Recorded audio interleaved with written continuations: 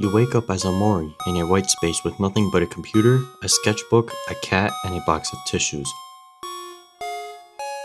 A white door sits right on top of where OMORI sits around, casting a faint shadow.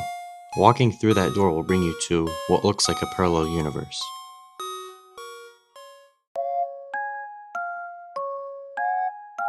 Meet Hiro, Kel, and Aubrey.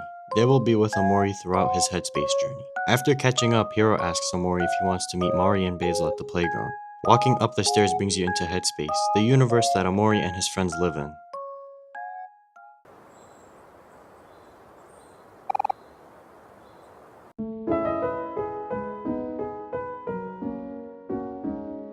Mari is OMORI's older sister, and Basil is another friend in the headspace that will accompany you throughout your adventures. Mari and Basil were looking through the photo album, which was made by Basil to photograph events that the group takes part in. Things like making flower crowns, everyone eating watermelons, and Kel drinking milk, which is his favorite drink. Shortly after looking through the album, Basil invites the group to his house. And yes, I said he. Basil's a dude, and he's not a femboy. As you make your way down towards Basil's house, the group runs into his flower garden, each patch symbolizing a different person within the group. Sunflowers representing Basil wanting to see the brighter side of things. Lily of the Valleys representing Mari always keeping the group positive and encouraged through all events. Roses representing Hiro, since roses come in different colors and meanings, with Hiro being versatile. Gladiolus representing Aubrey, who shows strength, someone who's honest with morals and who stands by their convictions. Cacti representing Kel, not because he's a prick, or is it? But because even Kel could take care of a cactus since they require little care. And lastly, white tulips representing OMORI, plain, simple, and bulbous. Along the way down, you're introduced to the fighting system that OMORI has, giving a turn-based fighting experience similar to Pokemon. After defeating yet another foe, Ye Old Sprout, who is blocking the entrance to Basil's house, you enter through the hidden cave that his house sits in. Right before walking into the shoe-shaped house, Basil sneaks around and gets a quick picture of everyone. Something to notice about all these pictures going forward is that OMORI does not show emotion throughout these pictures, even in the ones already taken by Basil that were previously shown. As the group tries to view the picture, Aubrey and Kel fight and bump into Basil, causing him to drop his album and some photos of them. Walking inside the house reveals a very calm and comforting scene, with flowers everywhere. Basil waits inside for the group and asks them to help him fix the order of the photos after he picked them all up. Hiro points out that OMORI has a great sense of memory, which prompts the player to start placing these photos back in their original spots. Once that is finished, Basil puts away his album to prevent it from getting damaged, but out of nowhere a photo drops from his pocket. When he picks it up, he doesn't recognize the picture at first, but soon he realizes what it really is about, leading to this cutscene.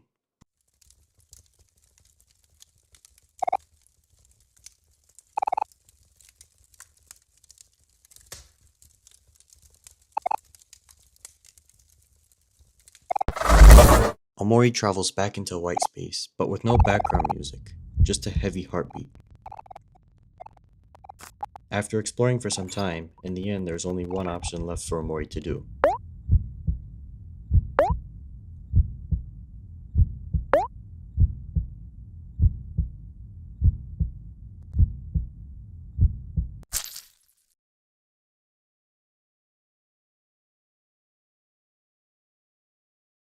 Which leads into this cutscene.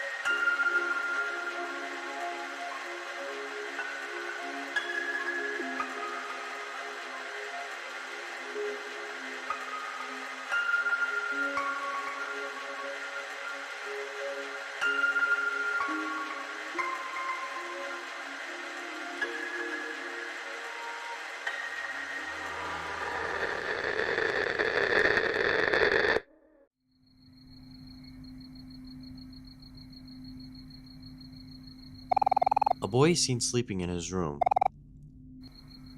This is Sunny. After listening to a voicemail left by Mom telling him that Kel has been trying to get a hold of Sonny, he becomes hungry.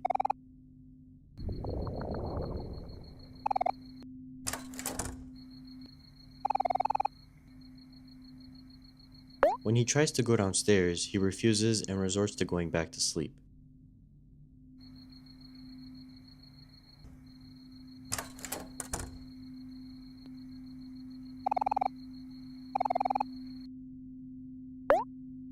As he tries sleeping again, his stomach grumbles loudly.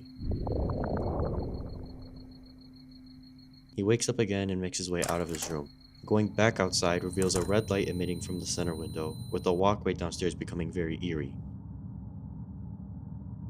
Sonny starts slowly making his way downstairs and notices a bunch of tiny hands crawling up the stairs. Later, shadows of hands show up and a knife appears in his path, forcing him to pick it up.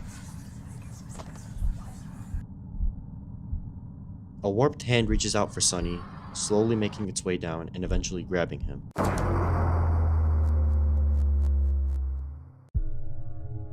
Something to notice about attacks in Headspace and attacks in the real world is that Sonny cannot run from these attacks.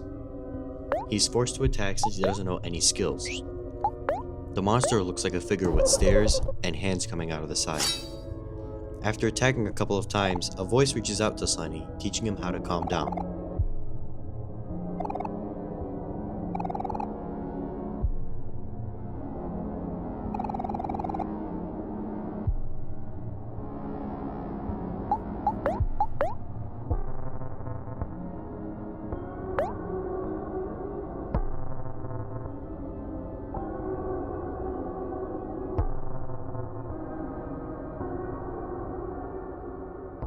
Once Sonny uses the skill, he ends up at the bottom of the stairs.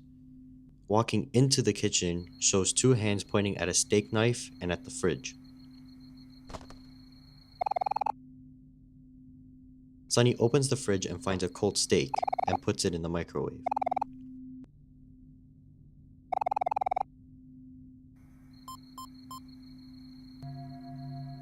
Then eats a well-done steak with the steak knife.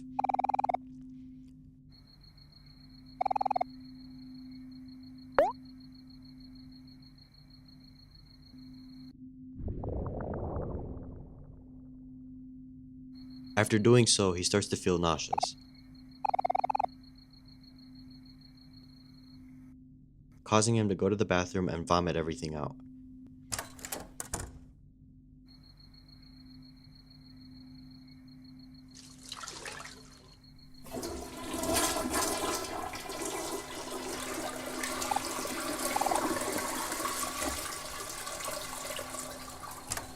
After exiting the bathroom, someone starts knocking at the door.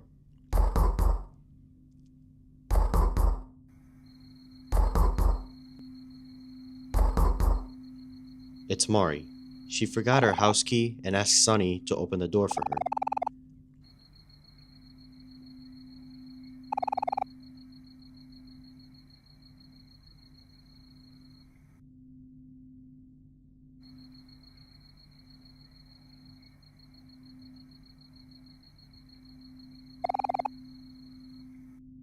Opening the door leads to this brief cutscene.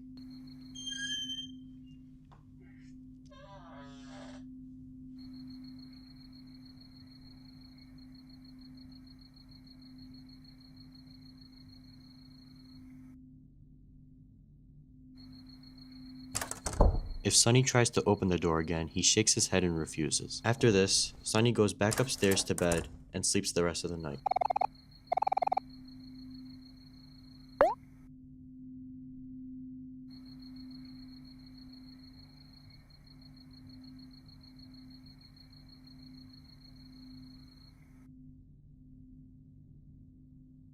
At this point so far, here's everything that's happened in the first part of the prologue. Your alter ego's name is Omori, but your real name is Sonny. Omori lives in the headspace with his sister and his friends, Mari, Kel, Hiro, Aubrey, and Basil. Right before entering into Basil's house where everything seemed normal, Basil is reminded of something in the past that Omori does not want to remember, leading him to stab himself in the white space, waking up to his real self, Sonny. Sunny sees a voicemail from his mom saying that Kel has been trying to get a hold of Sunny, seeming desperate. Sunny becomes hungry, but refuses to go downstairs the first time. Then when he tries to go down the second time, a hand reaches out and grabs him, putting him in a fight that he cannot escape from. However, because of the random voice that appeared to Sunny and told him to calm down, Sunny's able to overcome his fear and get out of the fight. After eating a steak, he gets nauseous, goes upstairs, and throws up in the toilet. Going back downstairs, he hears Mari at the door telling him to open the door. Then we see this cursed image of Mari. After all this, Sunny goes back to bed and sleeps the rest of the night, leading us back to here.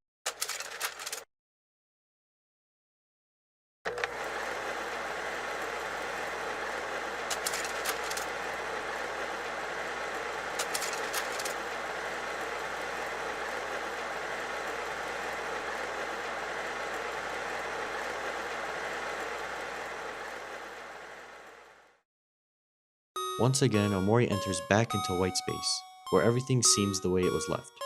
However, going to the computer shows a game of hangman with keyboard keys in different areas of headspace. To unlock what the puzzle says, Omori must find the corresponding keys. Alongside hangman, Omori finds a map of headspace, showing just how vast the space really is. After doing all this, Omori is able to walk through the white door once more into headspace.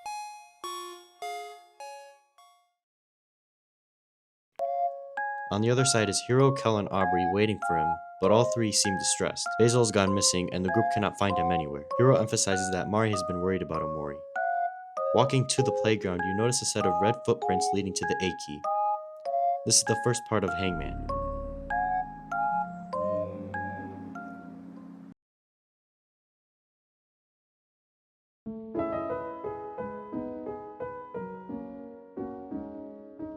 After entering the playground, Mari reaches out to Omori and hugs him in relief. Mari proposes going back to Basil's house and looking for him there. As the group makes their way into Basil's house, a black figure with one eye appears for a second, then vanishes when the group walks in.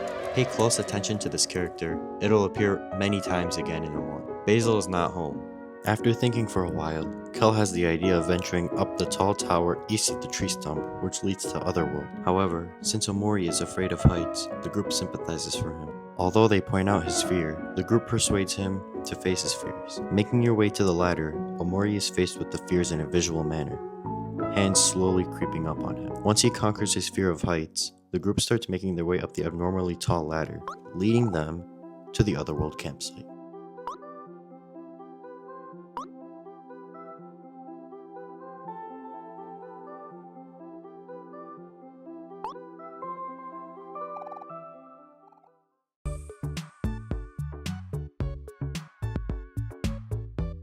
Welcome to Otherworld, a pit stop and tourist attraction for space travelers and visitors. It is also home to the coalition of the space pirates. After exploring for a while, and for some reason fighting Pluto with big arms, you stumble across an actual space pirate complaining about his boss, Captain Space, or Space Boyfriend, and complaining about his job, which now consists of doing Space Boyfriend's chores. After finishing the conversation, he moves out of the way and lets you inside of where Space Boyfriend lives. Inside, you'll find more space pirates complaining about their jobs. Going upstairs lies Space Boyfriend in bed, supposedly sleeping. Upon waking him up, we now know that he isn't sleeping, but instead mourning someone, his girlfriend. Another space pirate comes up and tries to calm him down with a special mixtape, but when he clicks the boombox, nothing happens. He searches around the room for this mixtape, but cannot find it anywhere and concludes somebody threw it out. After agreeing to help him find it, he gives you a junkyard key and opens a portal to the junkyard.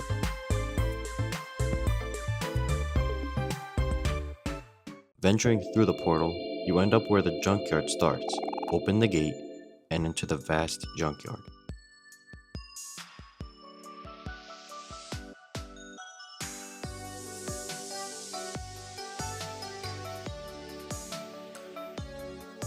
After Kel, for some odd-ass reason, decides to jump right into one of the dumpsters, the group is determined to find this mixtape. I'm not gonna bore you with the entire adventure because it took me 30 minutes to actually find this mixtape, so I'll skip to the important part. After searching and searching, you stumble across a sprout mole looking for something as well. That is one of the worst sounds you'll ever hear in this game, and you'll see why later. A sprout mole named Rosa finds exactly what you're looking for, Space Boyfriend's lost mixtape, and per usual, she won't give it back and runs away with the mixtape. making the group chase right after her. Once she's cornered, we end up in a room with a bunch of TVs that spell out 404, which in internet terms means an error occurred.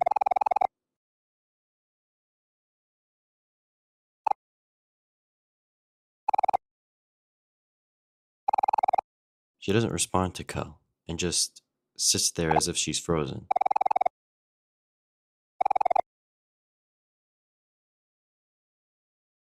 Walking up to her brings up error messages all over your screen.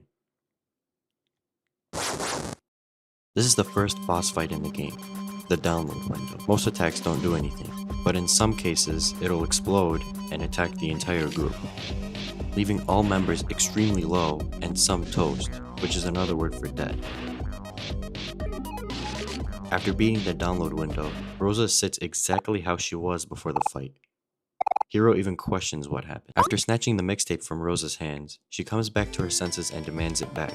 And after the group tells her what the purpose of the mixtape was for, Rosa tells them that they have since broken up. Skeptical of this info, they take the mixtape back to Space Boyfriend. However, when they tell the Space Pirate the news that they were told, he is discouraged and doesn't want to play the mixtape anymore.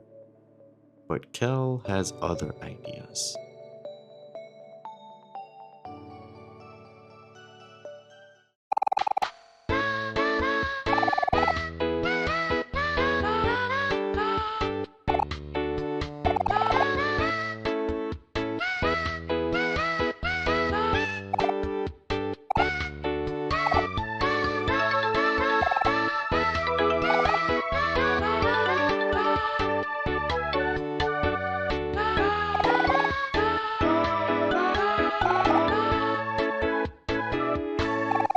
Outraged by the mixtape, it seems that all the allegations were true after all. Space Boyfriend goes on rampage, saying he will destroy his ex-sweetheart, but the group stops him and challenges him to a fight. Space ex-boyfriend is the second boss you'll encounter, and in my opinion, he is the third hardest in the game. But let's be honest here, his boss music slaps. Space ex-boyfriend introduces enhanced emotions that go beyond the usual sad, happy, and angry emotion. He first becomes angry, then enraged, then furious. Because of how much HP he has, you need to know how to be able to use your items and skills in order to defeat Space ex-boyfriend. Otherwise, you'll end up like how I was, and I took a week break because of him. After defeating him, he seems to wake up from his enraged state and back to his old self, completely unaware of the chaos he caused. As he regroups, the group asks the big question, "Have you seen our friend Basil?" To which he responds that he hasn't seen him and doesn't know where he currently is. After all that, there's a set of red footprints. Following those footprints, you're led back to Mari. With nothing to report, she encourages the group to keep looking. Speaking of keep looking, let's keep looking at these red footprints. They lead to the other side of Otherworld, left of the ladder used earlier. They lead to a shadow figure that resembles Basil in a sense. There's no name of this figure yet, so we'll call it Shadow for now. The shadow walks towards the red footprints, making OMORI lead the group into this part of Otherworld. But once he enters, he's all alone. And as he walks through this maze, he's able to reminisce on events that the group has had in the past. Apart from that, the shadow also leads him into this barn house. And within that barn house, a red light similar to what we saw in Sunny's house earlier.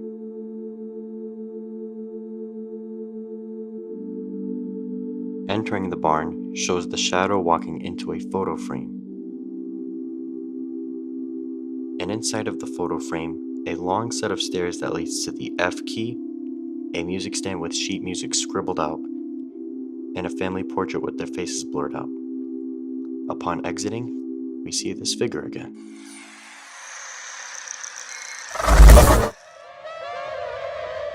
After the jump scare, we go back into white space, with of course, one option left.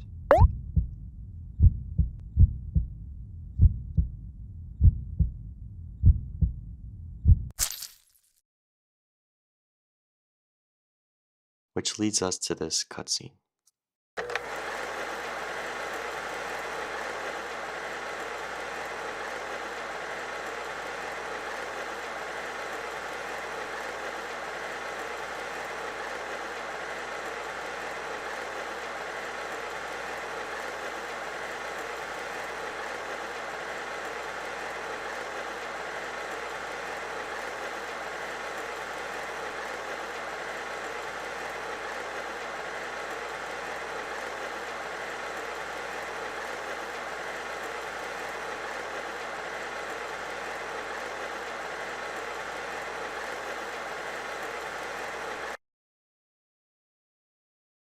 Okay, there's a lot to unpack here, so let's start with the most important thing.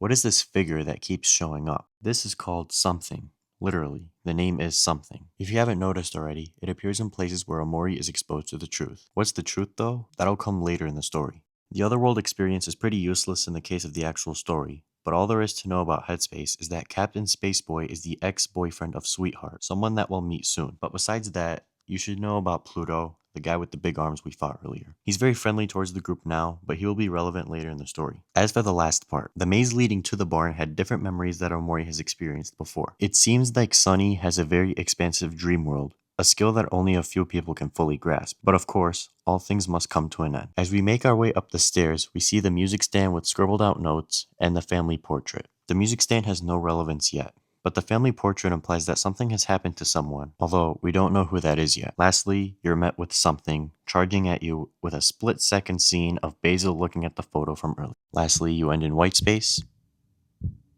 and stab yourself.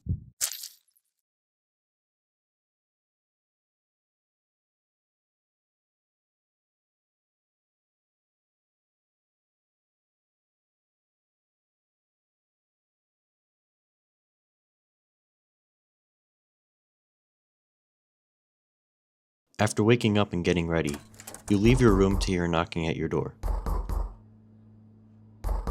But this time, it's Kel.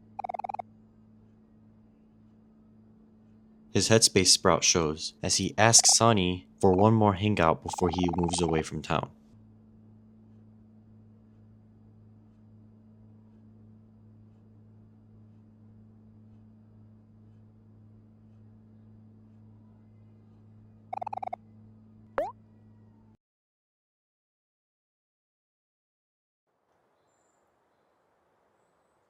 Kel doesn't look like what he would in Headspace, showing just how expansive Sunny's imaginative state really is.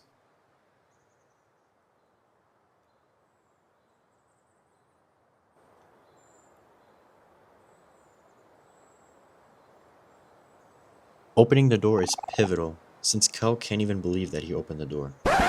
Let me clear something up before we go back into the story. Sunny is defined as a HIKIKOMORI, a Japanese term used to describe those that live in complete isolation from the outside world. This is relevant since Omori is a play on words with the term, implying that Sunny has been a shut-in for a while now. So with that out of the way, let's go back to the story. Kel was surprised, since he didn't think Sunny would open the door, and in efforts of trying to bring him outside, he confesses that he didn't really have a plan for the hangout.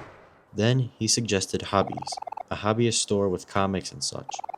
Making your way there, you notice a Captain Spaceboy sprite sitting on the ceiling. This implies that these characters are based off fictional characters from comics that Sunny has collected and read, reusing them in Headspace for actual adventures. Kel tells Sunny that Hiro is coming back from college to visit, so he wants to get him a welcome home gift. They both decided on a cookbook from back in the day that Hiro used to have. After paying for it, they head back towards the park and notice someone begging to someone else.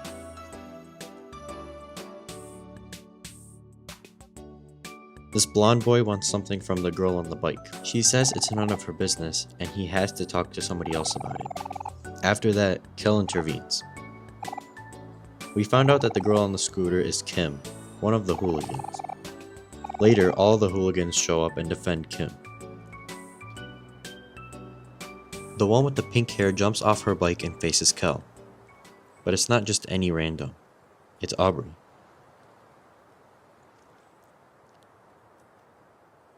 She asked Kel what he wants from them, and he simply asks to stop messing with Basil. Now that we know the blonde dude is Basil, he asks Sunny to reiterate his point.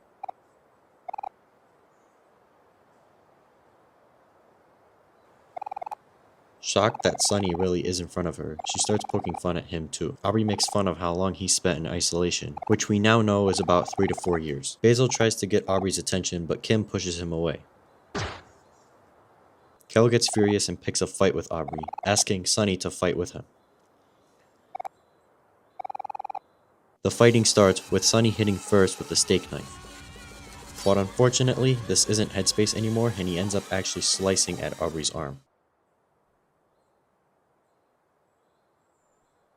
All the hooligans pile towards her, tending to her wound, but she refuses and bikes away with the rest.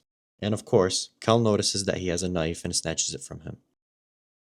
After all the ruckus, the two attend to Basil, making sure he's okay. Kel asks Basil if he wants to join the two in hanging out, but Basil avoids it, saying his grandma hasn't been feeling too well and would rather go home. So Kel offers to walk him home, and he accepts. After taking him home, he's dropped off to the door, as if there's something he isn't enjoying about the vibe. However, as the two walk away, Basil pleads. Aubrey stole Basil's photo album and begs them to get it back for him. They make a promise to Basil that they will get it back for him.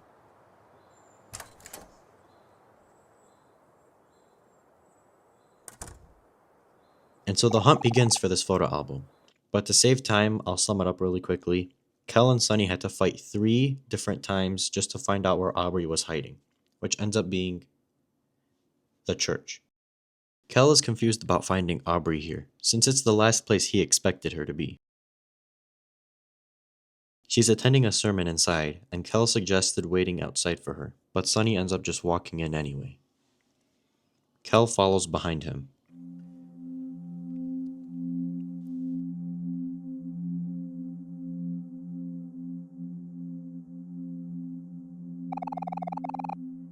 They find Aubrey and sit in the pew behind her. I'm going to let this part play on its own because it's very lore heavy to the game. And don't worry, I'll analyze the entire conversation at the end of the chapter.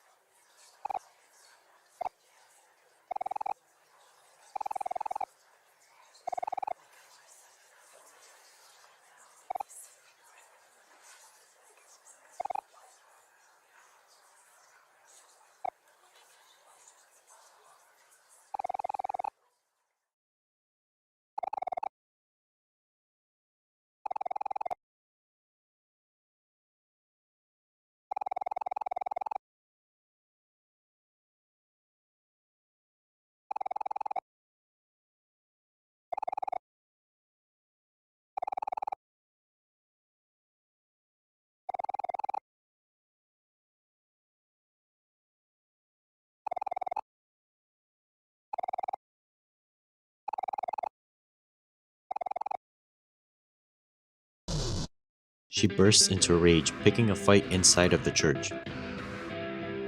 And towards the end of the fight, she shows mercy, saying that they're both not worth her time at all. After the fight, everyone starts talking about her and whispering.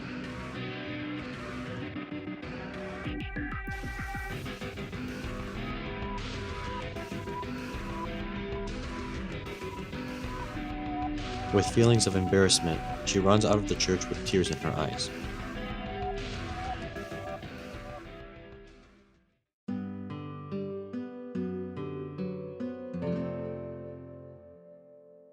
Leaving the church, you stumble across Aubrey throwing something in her trash.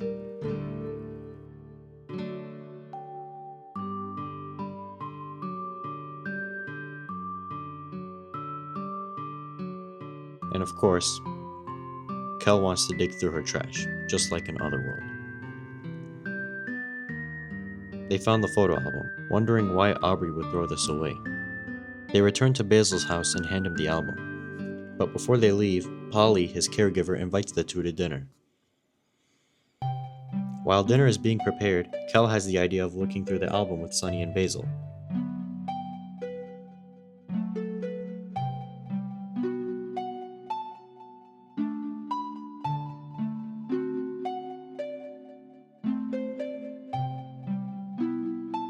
Perhaps you see the pattern now. These events are extremely similar to those in Headspace.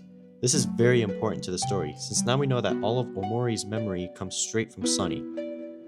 These aren't created just in Headspace. These are actual experiences. We've seen these before. Hiro making flower crowns, Aubrey eating watermelon, and Kel drinking some sort of drink, which looks like orange juice. While dinner is being prepared, Sunny explores Basil's house, then stumbles into Grandma's room. Basil tries to get Sunny to talk, but fails. Then, he makes the decision of giving Sunny his photo album, saying Sunny could use it more than him.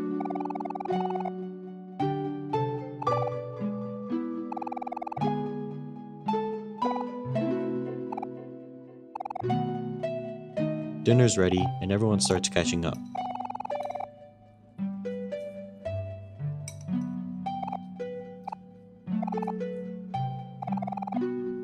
Then Kel drops the bomb. Sunny's moving away. However, he's unaware that Basil did not know. Basil goes into a shocked state, then runs away to the bathroom. Sunny follows him into the bathroom, and inside is a dark blue and eerie place. Sunny overhears him reassuring himself. Everything's going to be okay. Everything is going to be okay. Basil notices Sunny.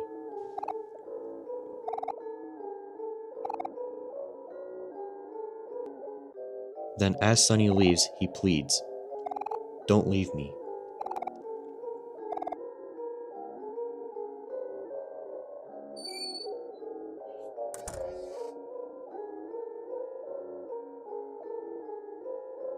Sunny walks out of the bathroom and into the living room where Kel is waiting for him to go home. All that's left for Sunny is walking inside after Kel drops him off, promising that he will come back tomorrow to hang out with him again.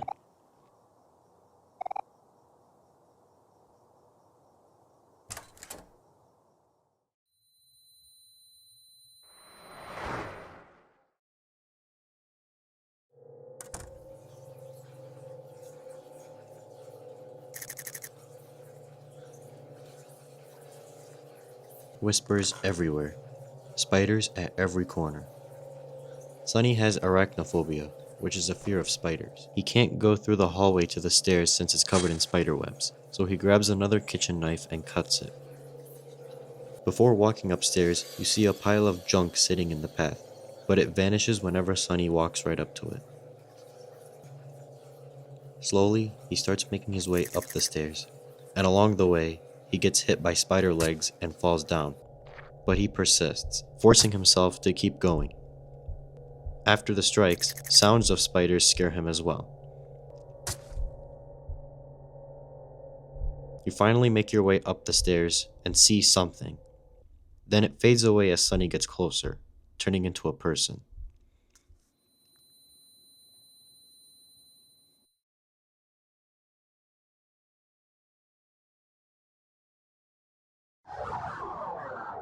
Discouraged, Sunny sits at the edge of the stairs in fear until it consumes him whole.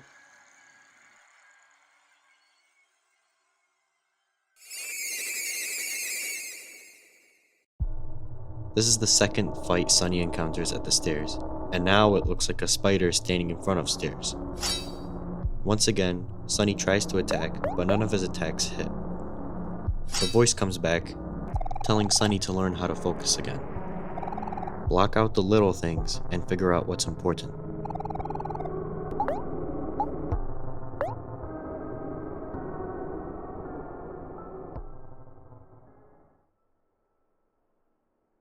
The fight ends.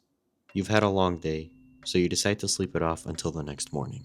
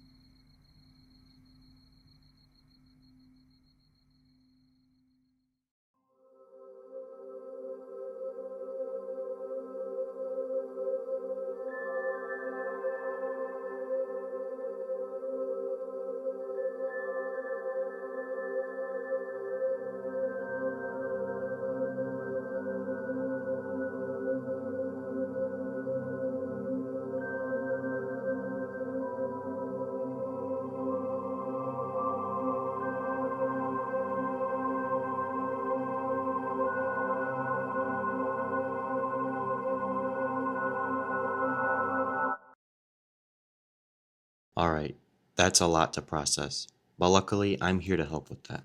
So let's start from the beginning. We now know that Sunny has been a hikikomori, or in simpler terms, a shut-in, for the past 4 years now, which is why Kel was so surprised to see Sunny open the door after asking him for one more hangout. Apart from the hobbies trip, saying that Hiro was coming back soon from college, the two walk to the park and overhear fighting, but it's just Aubrey and the hooligans bullying Basil. We fight off the hooligans, walk Basil home, and in efforts to find his photo album, we search everywhere. But before that, we have to discuss the situation in the church. What was all that about? This part is absolutely crucial to the entire story.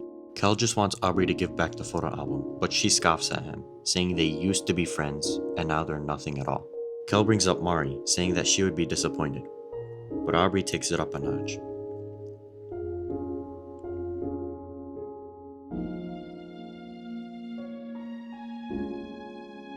We now know that Mari is dead, which completely changes the entire narrative.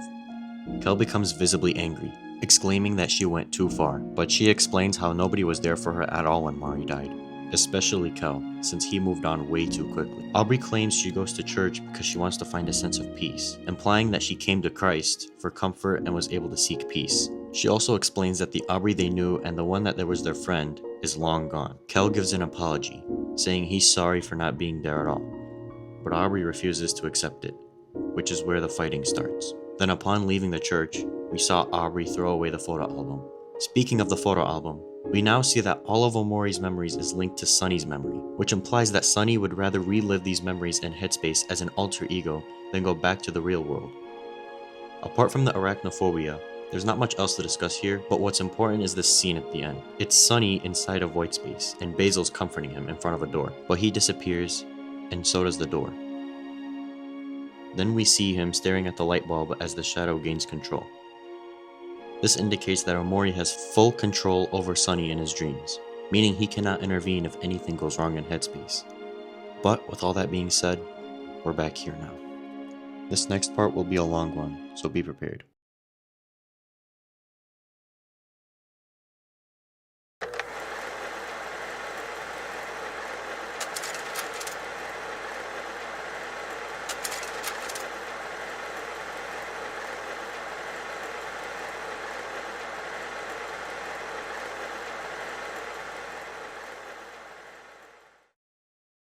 We're back in Whitespace now. Nothing's changed, and the same goes for Headspace as well. The usual way of things happen, with Omori going through the white door, meeting with the group, and venturing towards the playground.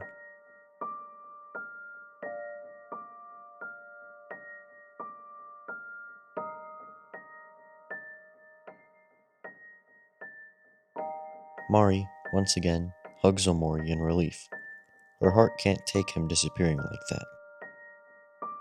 They reminisce on Basil for a while, saying he would know how to make a situation better. Then, Mari has the idea of going through the Pyrafly forest to look for him. Hiro gets scared, and so does Omori since they're both afraid of spiders. But they learn to conquer their fears. Before entering the forest, you see 4 sprout moles coming towards you, and after defeating them, they drop 4 front row tickets to some sort of show featuring Sweetheart. Remember her? You're about to find out why I hate her so much. Heading towards the forest, a spider web blocks the path leading towards it. And as the fear of spiders is shown in a visual manner again, Omori learns to conquer his fears.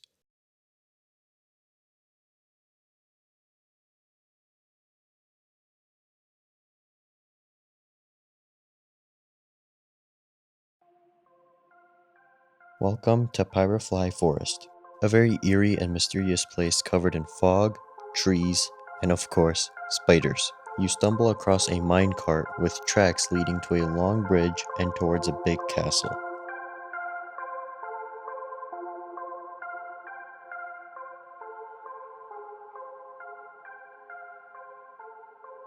But before going to the castle, they see Mari. And Hiro even hugs Mari because of how scared he was. But after that, they head towards the castle. But you see a bunch of dead sprout moles everywhere, confused as to why they're all over the floor not breathing. Then this guy appears.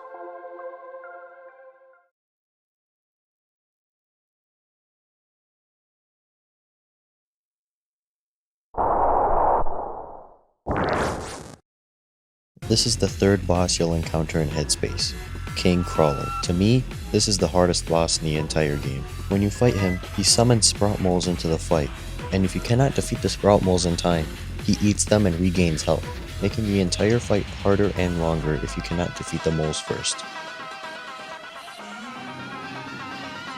But after the group uses the power of friendship to defeat King Crawler, you can keep making your way towards the castle. Your next stop? Sprout Mole Village. Welcome to Sprout Mole Village, a sanctuary for all sprout moles to live and adore their queen.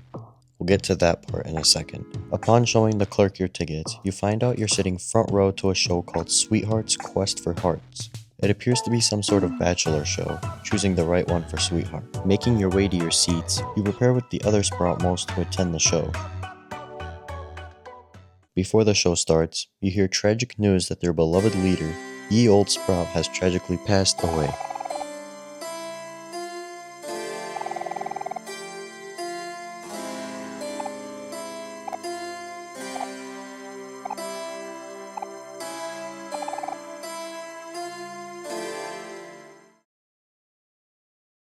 Before the show starts, the power goes out and everybody starts freaking out.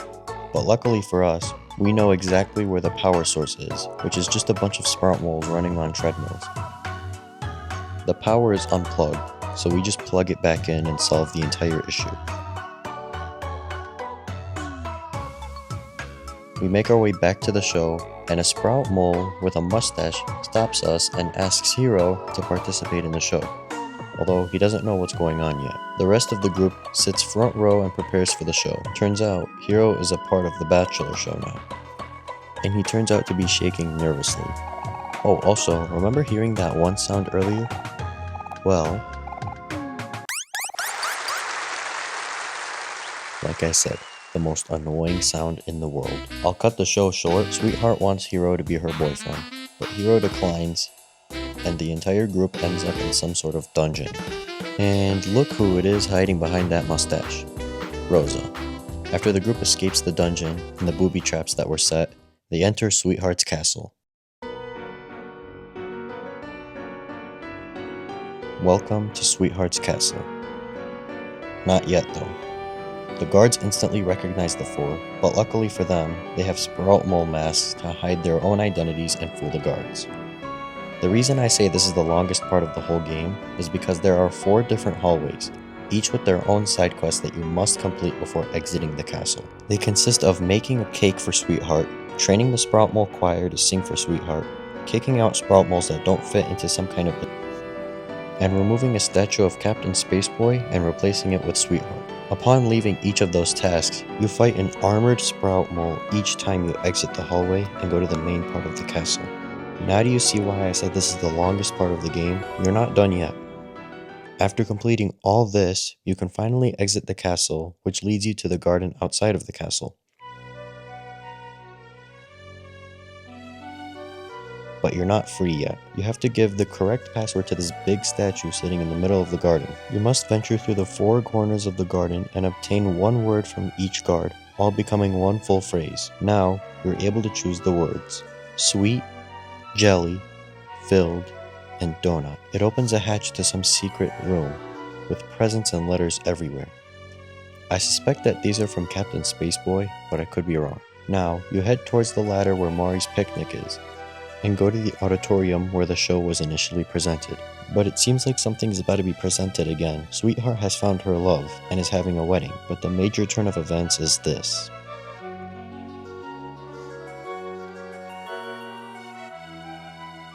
Sweetheart is marrying herself, which is the biggest turn of events in this entire story.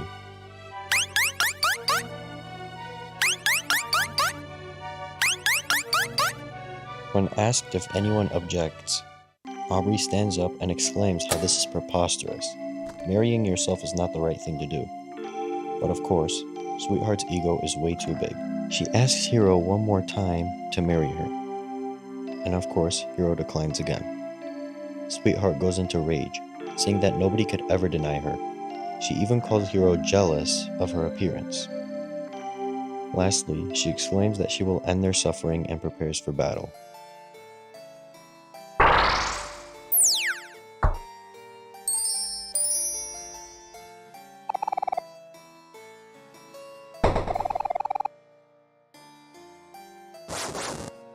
This is the 4th boss fight in Headspace, Sweetheart. And yes, she has the best boss music in the entire game. Just listen for just a second.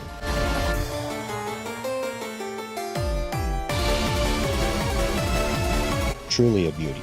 And what makes this fight different is that it lasts so long. And apart from that, she boasts about herself throughout the entire fight, making her happy all the time. She cannot be sad or angry at all. The whole fight takes about 10 to 15 minutes, but by the time they defeat her easily, they all end up on the stage. When Sweetheart asks the guards to take them away, they don't even listen to her because she's been defeated already. But someone makes a surprise appearance and pauses everything.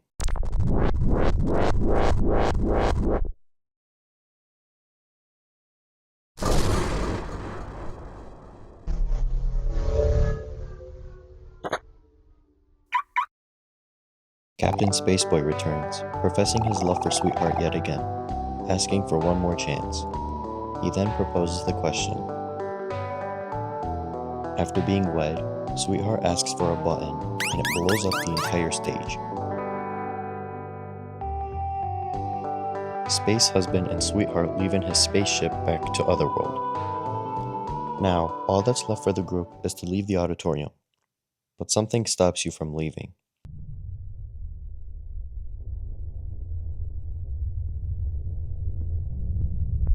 The shadow is here again, and it jumps inside of the hole, forcing OMORI to go inside of it with the group.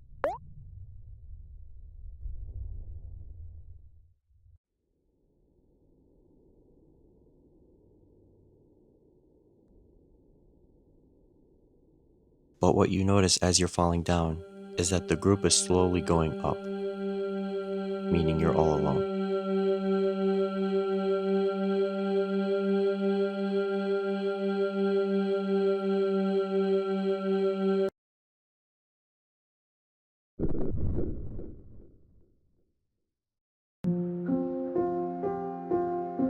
You land face down in some sort of library covered in egret orchids, which in the language of flowers means, "My thoughts will follow you into your dreams." The library is very calming, apart from the spider webs. It's filled with books and egret orchids, and has a very soothing background music, which is one of my favorites by far. OMORI finds books of interest and starts reading them. They all sound like stories that the group has had since the names are scribbled out, but we can infer that each name is based off how many squares there are, meaning Aubrey's name would have 6, Cal's name would have 3, Hiro's name would have 4, and so on and so forth. All these stories sound like they were events that the group partook in. We even read about some that are shown in the photo album. Upon exploring, you find the shadow sitting in a room with a grand piano. It has the word OMORI etched in the center of the piano. Lastly, there's a shelf that has been cleared out, allowing OMORI to look through it. And when he does, this happens.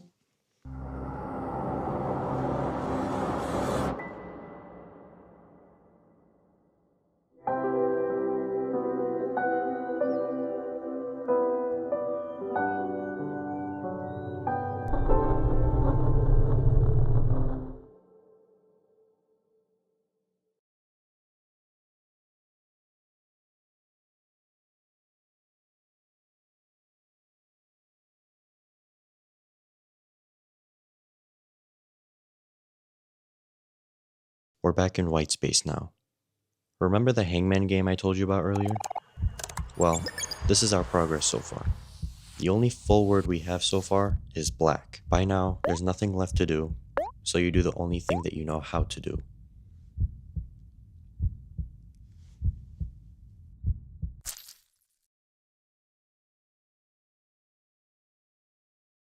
So you may have noticed that this chapter hasn't ended yet.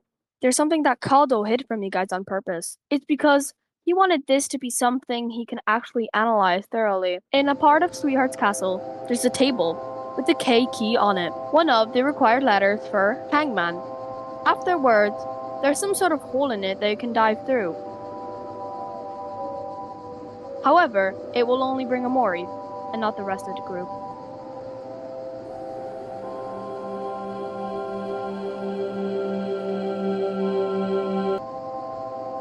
Arriving at the bottom, you land into a room full of flowers and pots.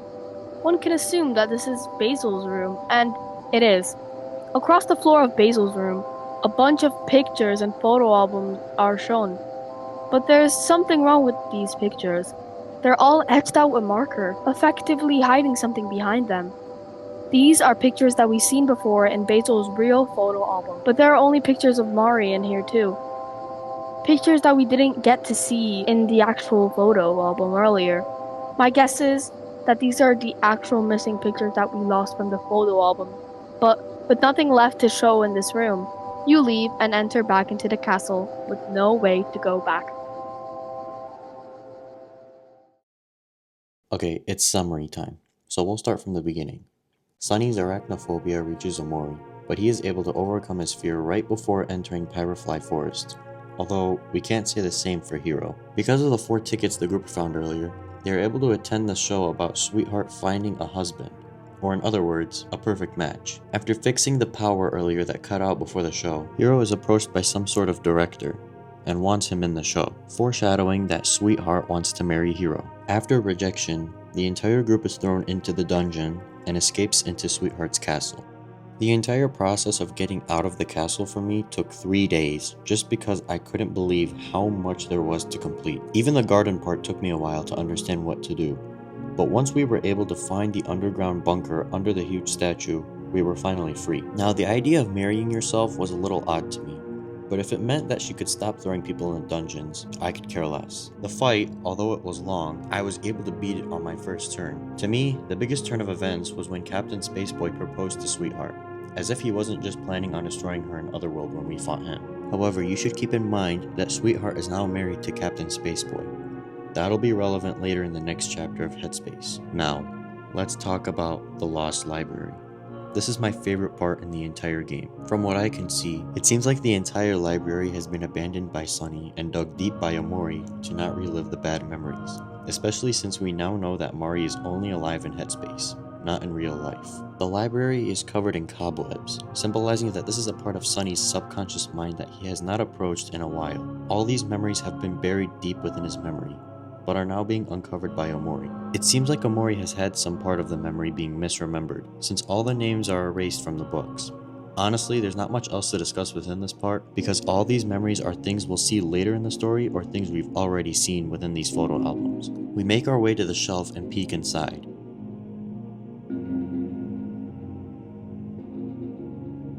Although Basil seems safe, he isn't. He looks back and stares something right in the eye, making a hint that Basil is regretting something. However, we don't know what that could be at all. Also, there's a brief scene where a key is taped to a wall with the bottom saying, "Don't forget, it's in the toy box." Where's the toy box and what's inside of the toy box, we don't know yet, but it will be super relevant later in the story. But all that's left for us is the easy way out. I'd like to thank Vivi for analyzing the hidden hole under the K key, since that has major relevance to the entire story. So thanks again, Vivi, for being a part of this video.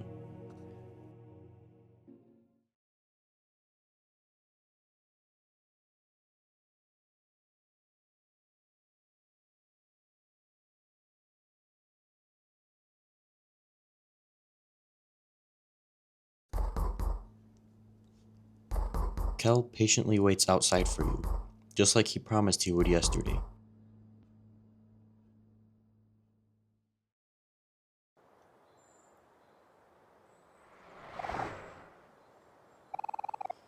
Walking past Kel's house, you find that someone vandalized his driveway with the words, "Kel smells." Very mature for kids his age, I'm guessing. Afterwards, you and Kel make your way to the park and stumble across Basil. He seems distressed, and after Kel asks Basil about yesterday, he becomes even more distressed. Although he was able to trick Kel into thinking it was a stomachache, he was still visually distressed altogether. Kel asks Basil to hang out with him and Sunny, but Basil declines. Leaving the park, Kel remembers he has to stop at Gino's Pizza and the supermarket. Walking into Gino's, you see the hooligans eating pizza inside. They seem to be sitting peacefully while talking about a secret hangout area. Interacting with them, they'll just simply ignore you, as if you aren't present. Kel approaches the desk and picks up an item called the Hero Sandwich, to which we learn that Hero's nickname actually comes from this sandwich. Hero's name is actually Henry. After grabbing the sandwich, the two walk to the supermarket and pick up a bakery order. All that's left to do is go to Kel's house and drop everything off to prepare for when Hero comes back from college. But before we do that, we go to church and visit Mari's grave.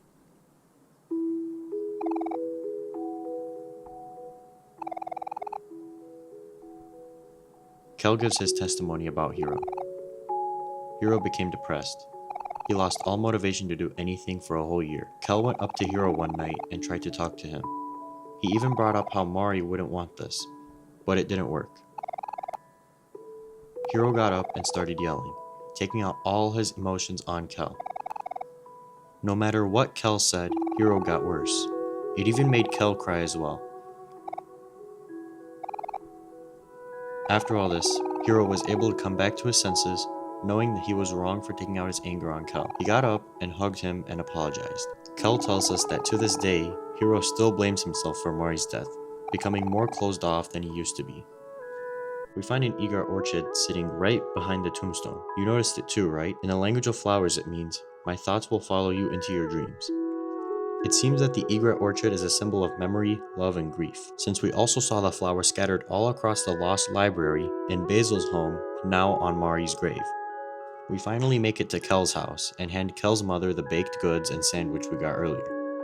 Then Kel rushes Sunny up to his room, most likely to avoid his mom asking him to do something later.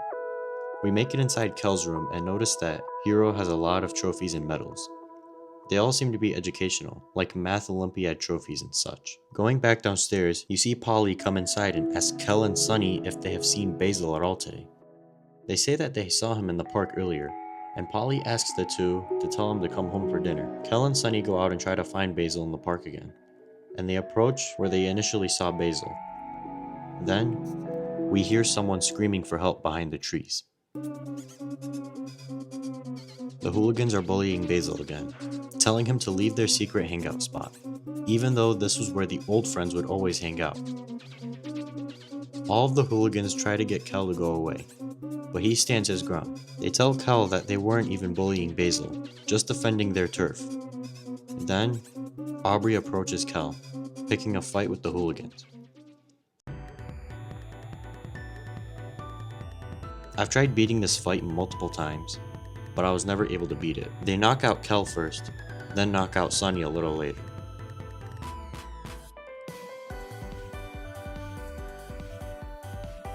Aubrey tells Kel to leave, saying he doesn't belong here anymore. Then he brings up Mari, She has new friends, yet hangs out at their old hangout spot. She stands her ground, saying that Mari is already dead. The hooligans end up leaving the hangout spot, leaving Aubrey behind.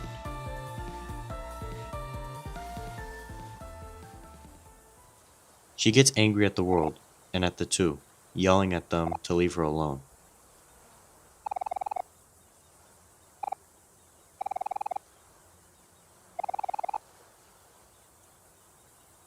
She gets mad at Sunny for showing up now. She even points out that nobody was there for her when Mari died.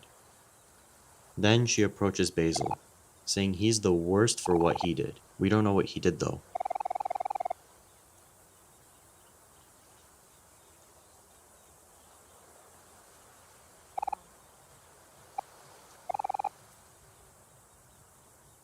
Aubrey pushes Basil into the lake in a response to her anger, even though she didn't mean to. To save Basil, Sunny goes into the water, but after going in, his fear of water is shown, and he's back at the stairs again.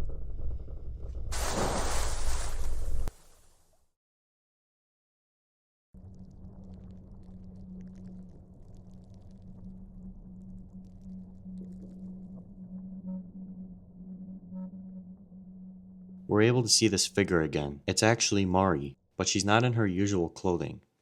Instead, she's dressed in a white robe. Mari is seen as you walk down the stairs, and following her leads you down the stairs with her.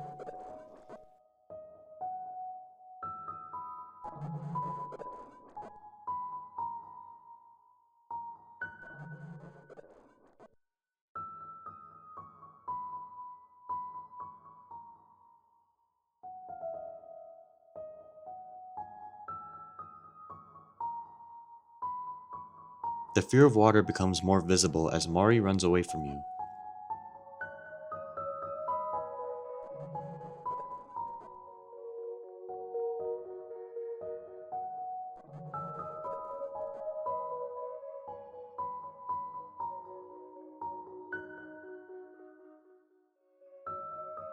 When you pick up the knife, Mari disappears, and something in the form of water shows up.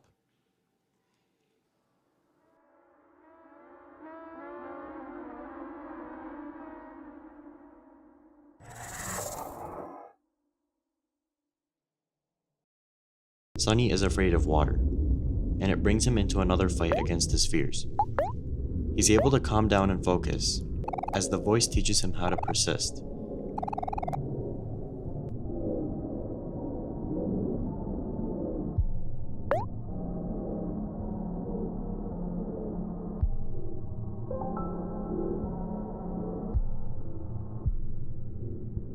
Sunny escapes the fight, but is still in the water, and after persisting multiple times, he's able to escape from the water.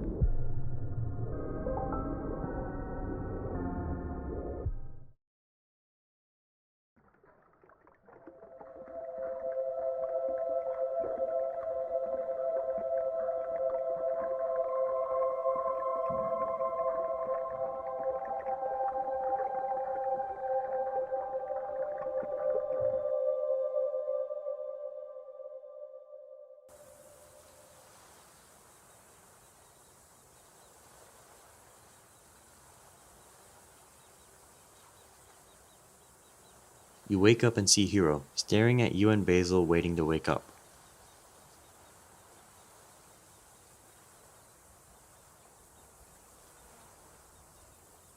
It seems like Hiro was able to drag Sunny and Basil out of the water, but Basil is unconscious. They decide to bring him home to Polly, but Aubrey yells out, asking where they think they're going.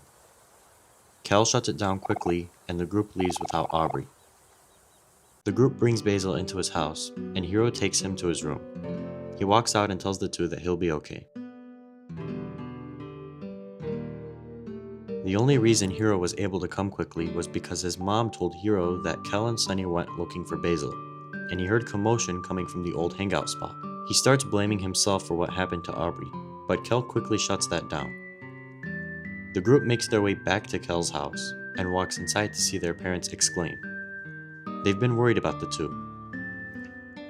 Kel's mom starts crying about the dinner being cold, while his dad is just happy to see Hiro again. Hiro catches up with Sunny and Kel, noticing that Sunny is moving away soon. Although he keeps an optimistic tone, I'm not sure if I could say the same about Kel, since he's more reminiscent. Kel tells Hiro that Sunny has the photo album, and this gives us another chance to look at the photos.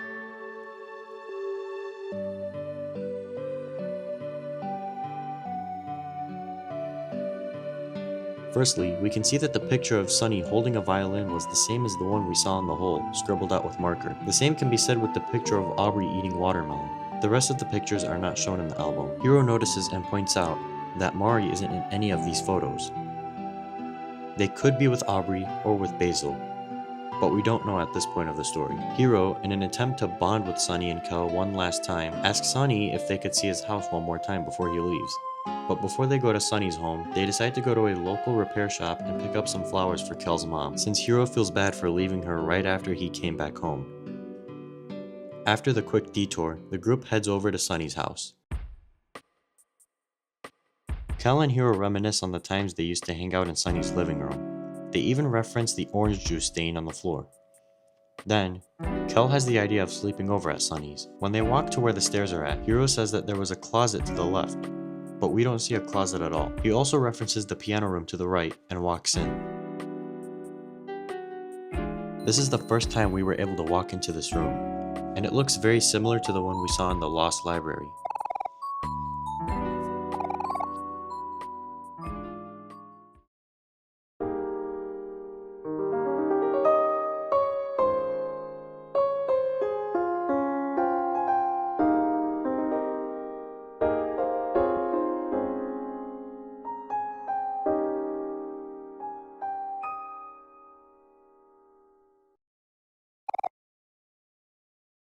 Hiro references a song that Sunny and Mari used to play all the time, although we don't know what it is yet. After walking out of the piano room, we hear the piano being played, similar to the tune of the title song.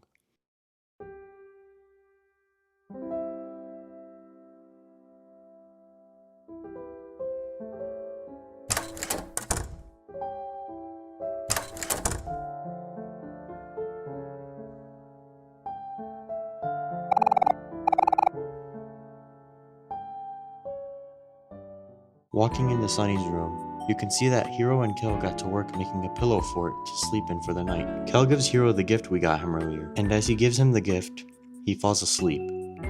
Really quickly. Hiro thanks Sunny for being able to sleep over and see him one last time, saying that it would be great if Aubrey and Basil were here too. Then, Hiro dozes off to sleep, leaving us to finally go to sleep.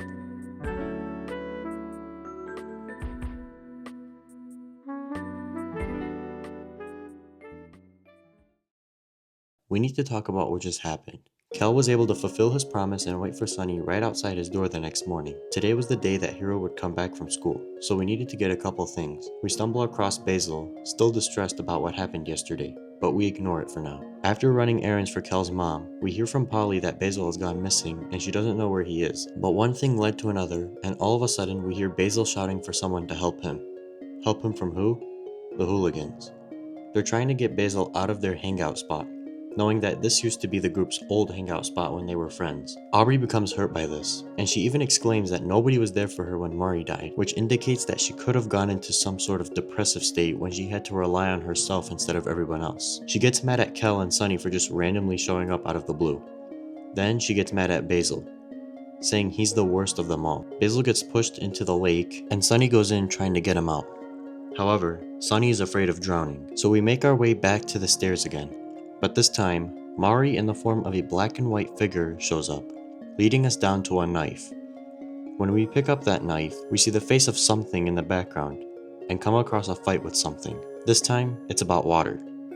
And once Sunny learns to persist, he's able to survive the fight and makes his way out of the water. But it actually ends up being Hiro that fished both Sunny and Basil out of the water.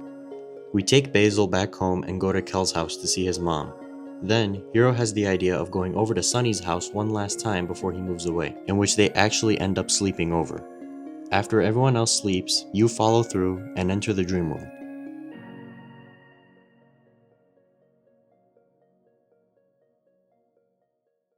And come across my favorite cutscene in the entire game.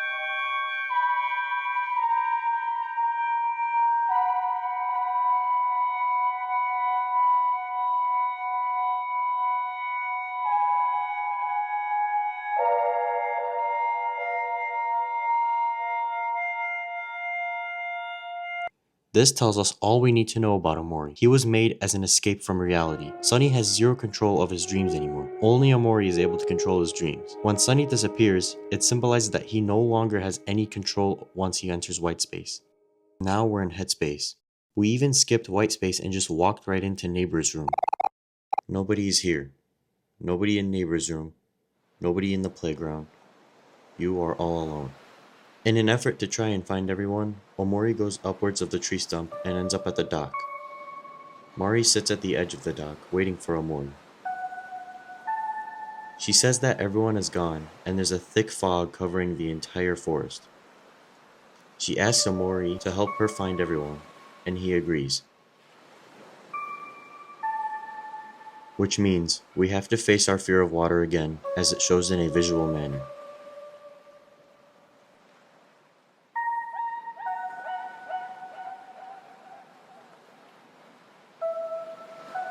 Mari and Omori enter the water and start swimming towards a ladder.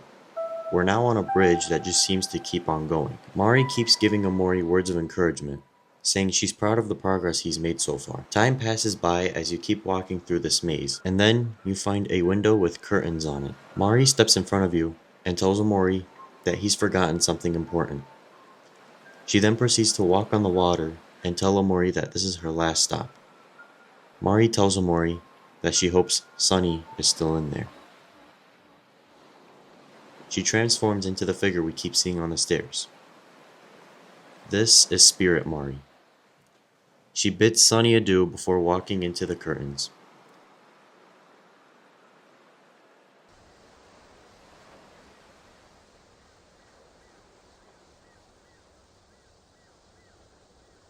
She leaves behind some sort of portal that we're able to swim through. But once we enter the water, the eye of something surrounds us. You swim across to this well with a long ladder inside.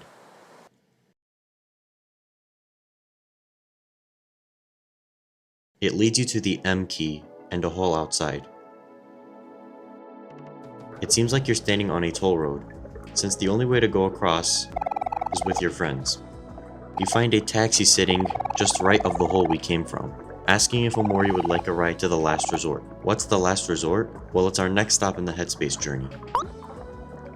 Before we see the last resort, we see Kel standing outside and update Omori on where everyone went. Apparently, everyone got tricked into signing contracts and now have dead-end jobs. Let's just make our way inside.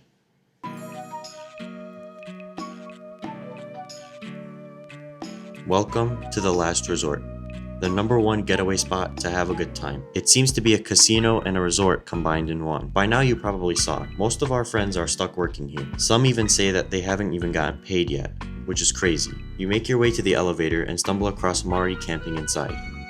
Like before, I'm not gonna bore you with the adventure of the last resort, since all of it is super irrelevant to the rest of the story. So let's just skip to the 5th floor. When you get to the boss's office, Burley stands there guarding the room. But Kel has a way of tricking her into getting in, saying Omori wants a job. Burley and the Gators move out of the way and let the two walk in. It leads to another elevator that leads to the concierge floor, and all of a sudden, we find Aubrey taking calls left and right. As Kel and Aubrey plan for escape, someone yells out to Aubrey, saying he's been trying to get a hold of her for the past 10 seconds. Apparently, it's the boss, Mr. Jossum. He wants to see Kel and Aubrey in his office urgently. When you leave the elevator, you see this loan shark looking guy with sunglasses. I'm just going to assume that this is Mr. Jossum. He reiterates that the contracts state they are bound to working there without pay for the rest of their lives. But with some persuading, he allows Aubrey and Kel to terminate their contracts. Then, Kel asks if Hiro can come as well. Mr. Jossum laughs at this, and tells them that Hiro is the best worker he's ever had. Then we see Hiro come out, and tell Mr. Jossum about all the tasks he's done. You can't resist the charmer, that's for sure.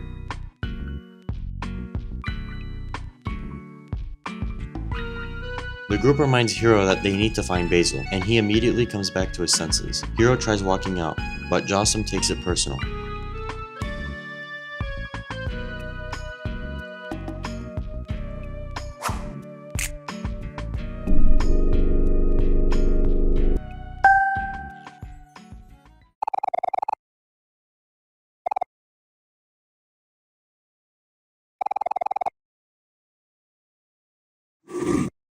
Mr. Jossum is the 5th boss you fight in Headspace. He was honestly one of the harder ones, since he uses the same tactics that we saw in King Crawler earlier. He calls Gator Guys to defend him, and if you cannot defend the Gator Guys in time, he calls for additional protection. To me, this fight lasted me forever because I was just trying to defeat the Gator Guys first. But we finally defeat Mr. Jossum as he gets angry at that fact.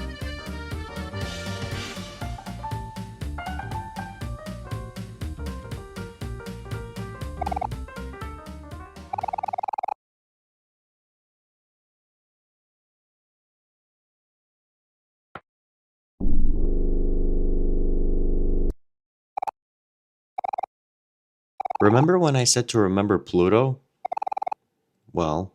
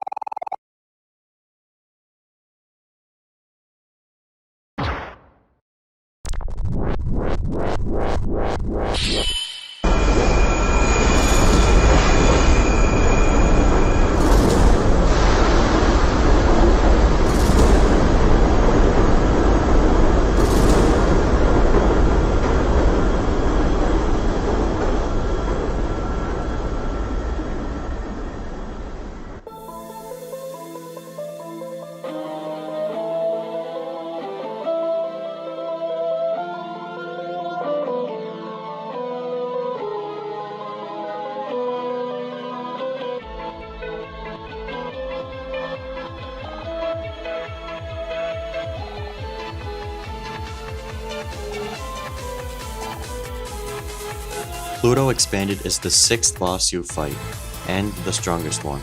I'm not gonna lie with you guys, this wasn't as hard for me since Kel has a skill that lets him flex and become stronger, but even after you defeat him, he gets stronger.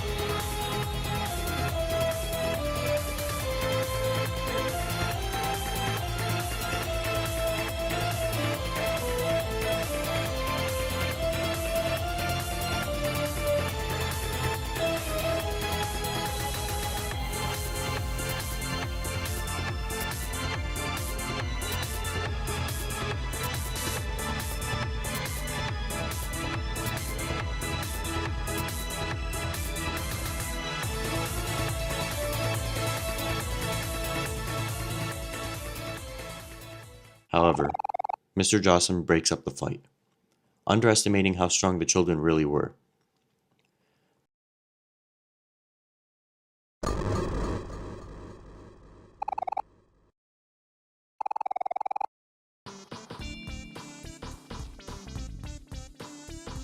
With all this finally out of the way, the group is back together and they can finally look for Basil again. But there's a problem. They're slowly forgetting what Basil looks like, or who Basil even is. They try to draw a picture of Basil to remember what he looks like, but... I'm just gonna show you the picture. I mean, it looks pretty close to me. They finally make their way out and head towards the toll booth that we saw earlier. The gator opens it and we're able to walk through.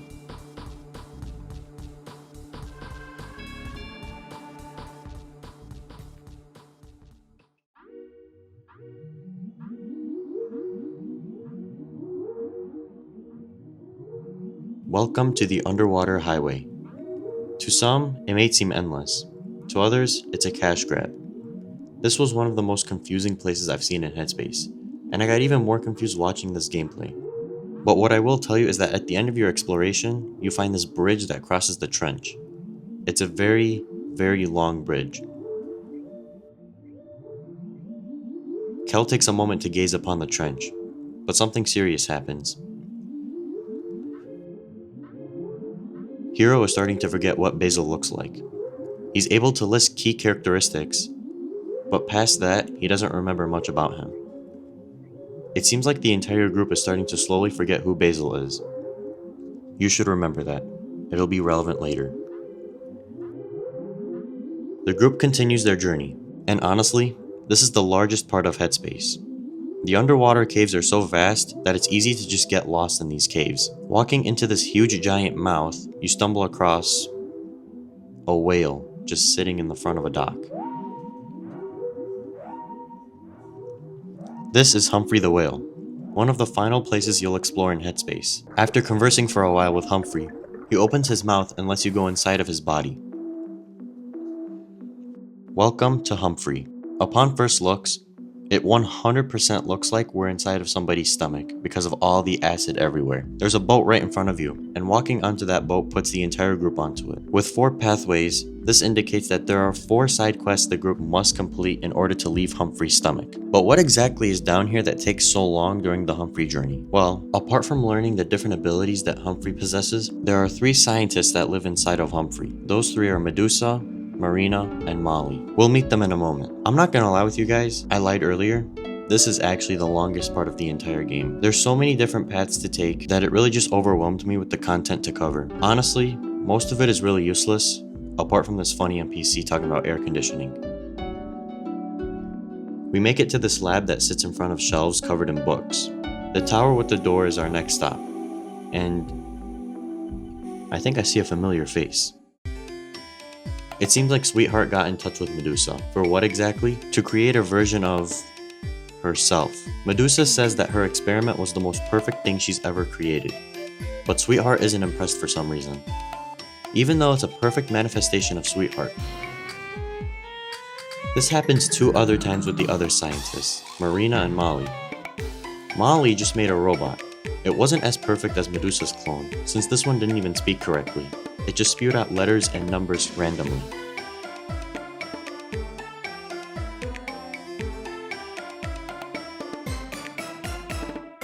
Moving on to Marina, upon entering this cave that leads to her, there's a long bridge with this cat in a tube. It's similar to the one we see in Neighbor's room.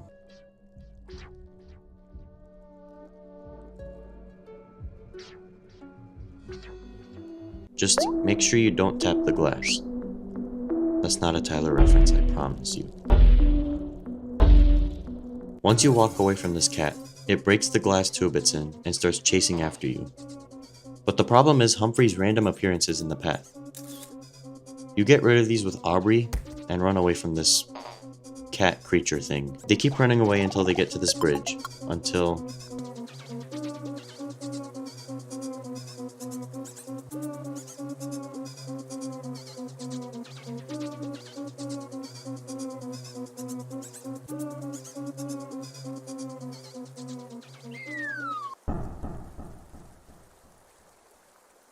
Yeah, I'm convinced this is the weirdest part of Headspace. Now that we're back on track, the final stop is Marina. Once again, Sweetheart is already there terrorizing this poor scientist. Marina, in my opinion, has the most messed up clone of Sweetheart, which is Mutant Heart, all disformed and such.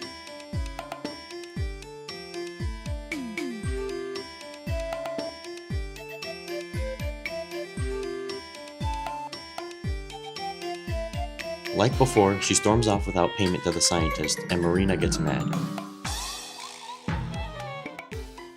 Once you make it back to the center of Humphrey, he gets confused as to why there's so much commotion. If you give him some sort of keycard, he opens his mouth and brings the group to another part of his body.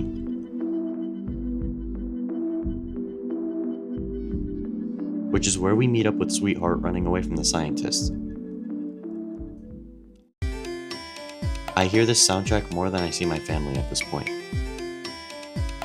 Then she storms off running away, but to her surprise,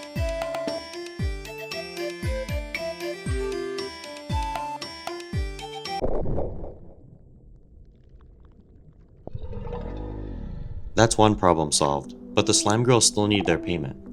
Upon investigation from Humphrey, it turns out that Sweetheart promised the children would pay for it since she had no clams to give.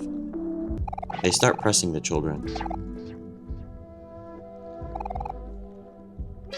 Yeah, I'm pretty sure even if you had so much time in this game, there's no way to collect 1 million clams. The girls start pressing the children even harder.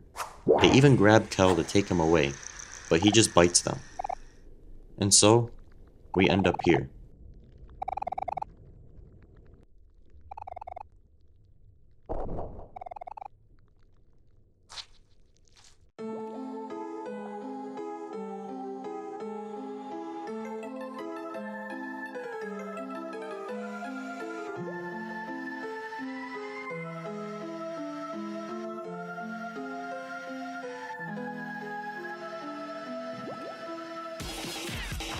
The slime girls are the 7th bosses you fight, and honestly, their attacks aren't as difficult as it seems. It's actually really easy to beat the slime girls, and although it did take me a while, nothing could have prepared me for what happened after I beat them.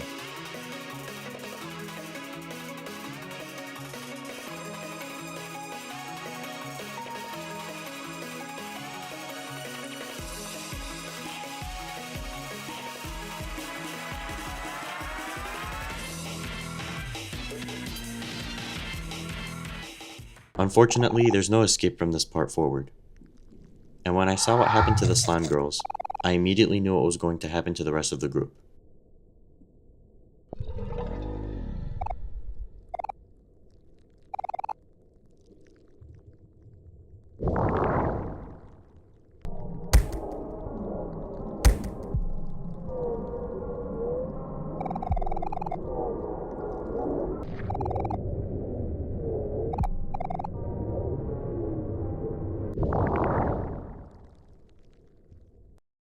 Humphrey is the 8th and final boss you fight in Headspace, and he's the last one for a good reason. It's because he's so damn hard to beat. You see, after you beat the first wave of Humphrey, there's a second wave. Humphrey Grande. Grande has replenished health and more strength. It doesn't even give the group a chance to regain their health at all. And then, after Humphrey Grande, there's yet another wave. Humphrey in the form of his actual self.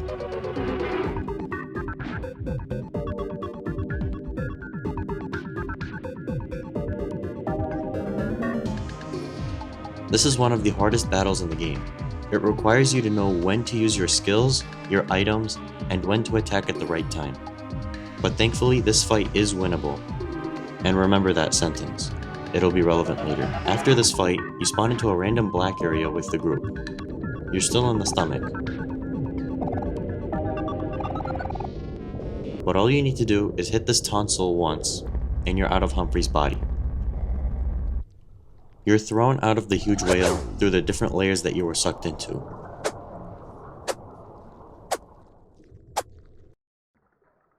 You're finally out of Humphrey's body.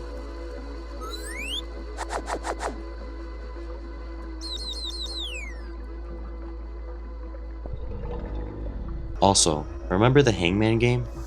Well, this is our progress so far. All we need now is to pick up the last key, the W key.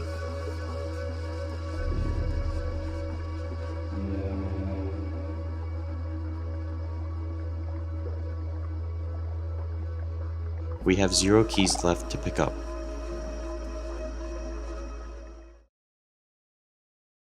The sentence is, "Welcome to Black Space."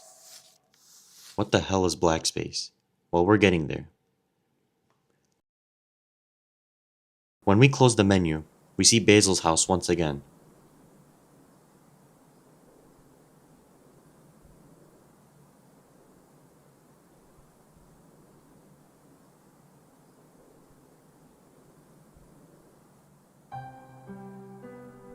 It's being completely destroyed as we speak, as something stands in the middle of it.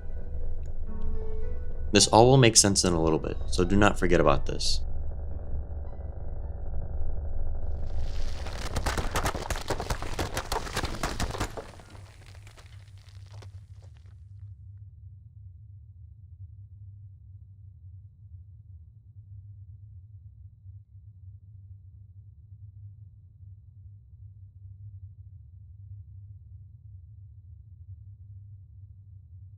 By now you probably noticed the little blue portal on the ground. We can finally get in after doing all that. Just a warning, this is where things in the game become very dark. From this point on, it only gets worse, so please brace yourselves. You enter through the portal and end up in some sort of tunnel with red water. As you keep moving forward, this voice starts talking to you and the area becomes red. The more you progress through the hole, the more this stranger's voice talks to you. It keeps referencing something, the truth. But what's the truth? We still don't know. The voice keeps saying something about the truth being removed, how it keeps being moved from place to place, how it's concealed, and a flower boy will always find it, and how Mari will always find it. The flower boy, yes, we're talking about Basil. The voice goes on, that they're the only ones that know, and one had to carry it to her grave. There's something we don't know yet about Mari's death, but it seems like Basil is involved with it, and maybe Sunny? It's too early to make an assumption like that yet. But let's keep going. Omori couldn't bear to see Mari die again, so she was given the safety of a picnic blanket. This is why we don't see Mari ever leave the picnic blanket. Not because of the bad knee, but because she was being protected so she couldn't die again. At the end of this road, we are met with a big window.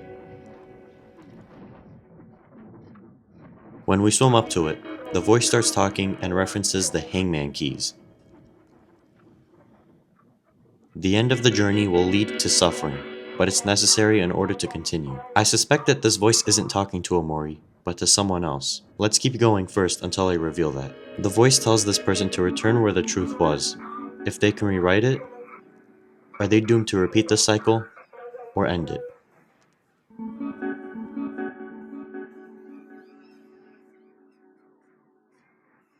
This person is talking to Dreamer, but we haven't met anyone named Dreamer at all in this game. That's right. The character is talking directly to Sunny. And now, it's time to enter back into Neighbor's room and repeat the cycle, one last time. We should probably visit the most concerning place in the game right now, Basil's house. On our way, we are met with that shadow again, heading towards Basil's house.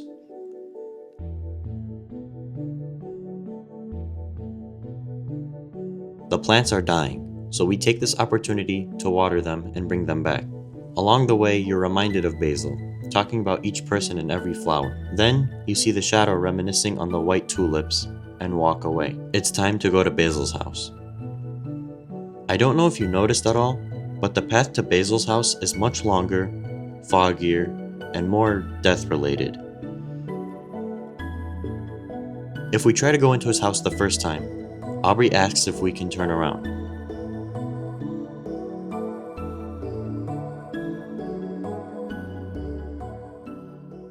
But we go in anyway and see a big hole that the shadow jumps into.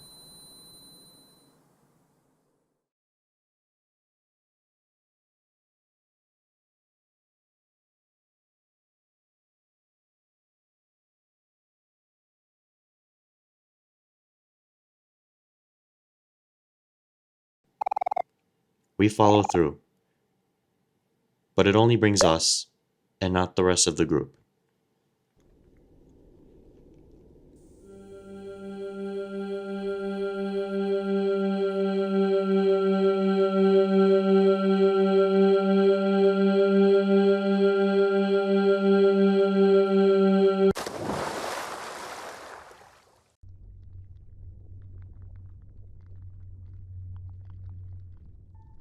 This place is ominous, filled with spiderwebs and trees.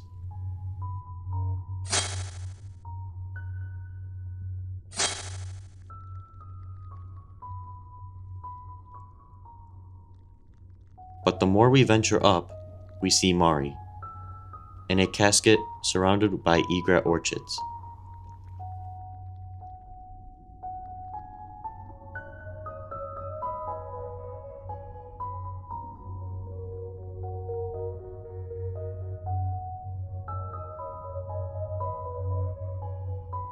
Sadly, these moments don't last long in this game.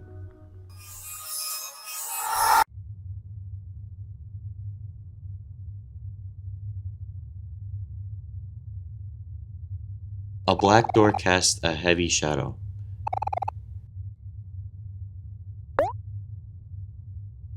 Walking through this door will bring you to what looks like hell. To keep the story as open-minded as possible, from here on out, there will be no more summaries. The chapter leading to the end of this game requires a lot of independent thinking and different interpretations. Here's my reasoning. Dreams are unpredictable, but they can be interpreted in so many ways. They could have one meaning to one person or 1,000 meanings to a different person. Omori is a game in which most of the time spent in it is in headspace. So this is why I leave it open-ended, for you to interpret. This is black space.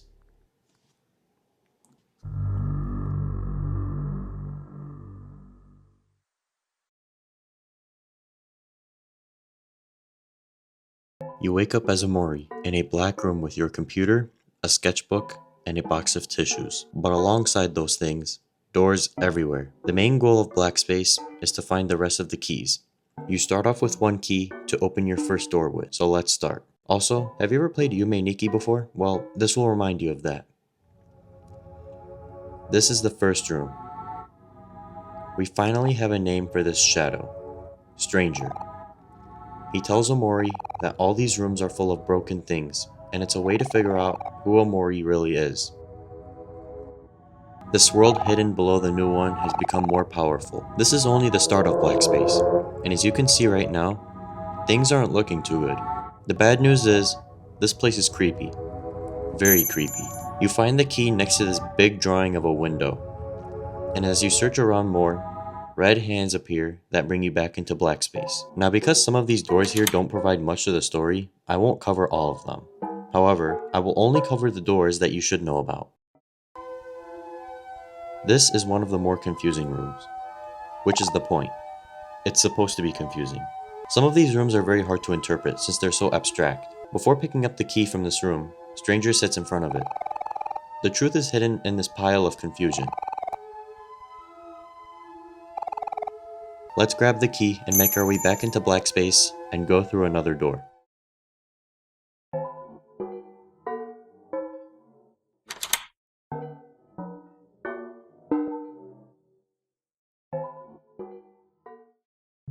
This is one of the more creepier rooms. It's nothing but footprints and these stick figures making arches. Next to the key are 3 stickmen, as if they're guarding the key. This room has no meaning to the actual story since it provides literally nothing. But if you were to look at it in the perspective of a dreamer, then there are some things that could be said about it. But I won't go down that rabbit hole for now.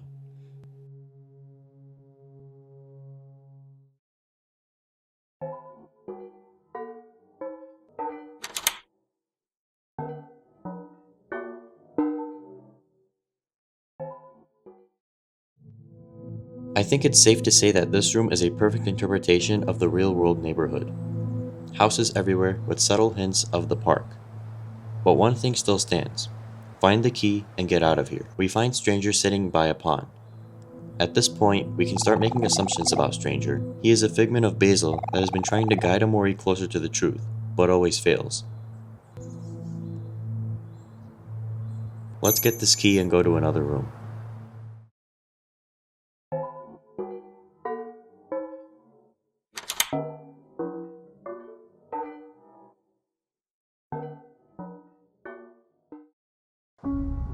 This one is an interesting room, because the more you progress through it, you're called out as a liar. I expect that the voice calling Omori out is Stranger, but I could be wrong. It keeps calling Omori out, and as he makes his way further, shadows of hands come across his path, still calling him a liar. The more we progress, the more we see this place crumbling apart, with parts of the ground disappearing. Something appears in his path and tells him, "Sonny, I love you."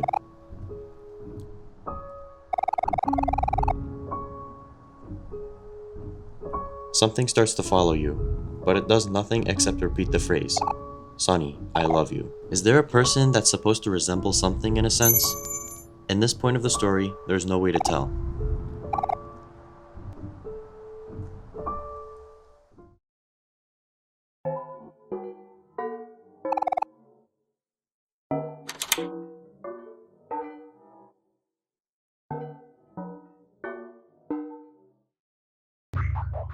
This one's an important door, because we see a lot of events start to unfold from this point forward. We find Basil's flower crown on the floor, so Omori picks it up. There are watermelons everywhere, but they do nothing when you pick them up. The more you explore, the more you find them. Later, you stumble across Basil without a flower crown. He's thankful that Omori found him in time and updates him on the watermelon garden that he grew. The problem with this room is that there's nothing else to do except eat watermelons. So you just keep eating watermelons until the screen goes black and you spawn into a room with even more watermelons.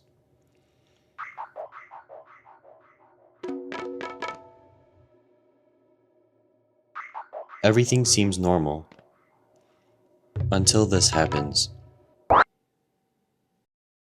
Yeah, we just killed Basil. You keep eating watermelons until you find the key and the red hands. Now it's time to go back into black space and into another door.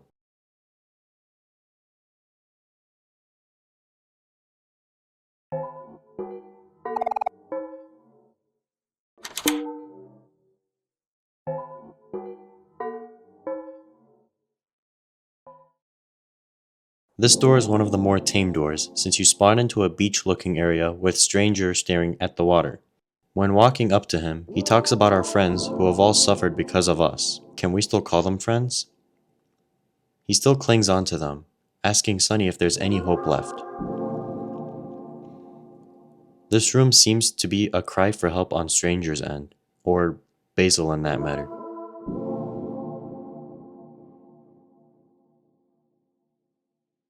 Now you may have noticed that red door in black space. We'll get there soon, but not right now. Once we enter that door, we cannot come back. There's two more things I want to cover before leaving black space. What we're about to enter is my least favorite black space room. You see Basil right behind you, stuck in a spider web begging Omori to let him out.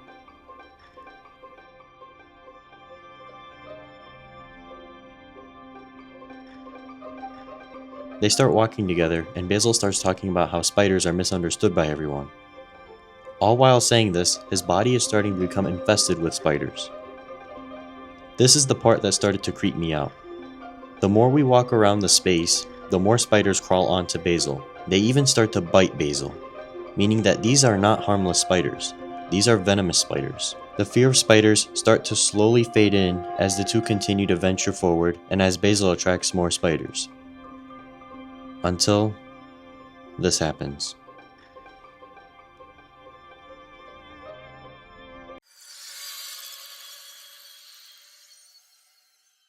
This is the second time we've seen Basil get destroyed in black space.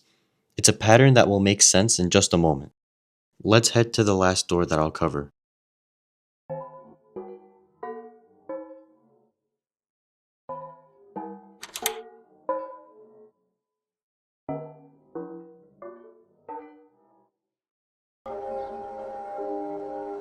This looks like a bunch of scaffolding that leads up to a treehouse. Next to the treehouse is Basil.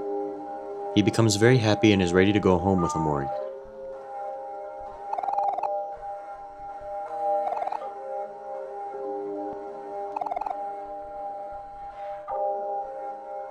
Making your way down, you see an elevator arrive, which is weird because we haven't seen an elevator yet.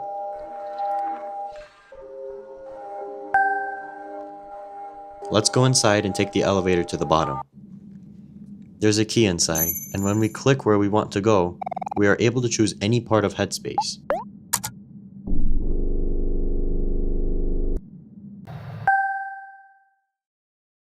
The elevator actually hasn't moved at all, and the worst part is yet to come.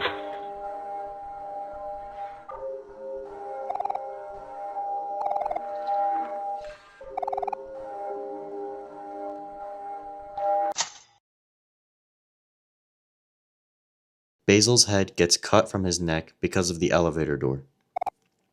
Perhaps you see the pattern now. Basil keeps dying in black space. Why is that? Let's walk through the red door and find out.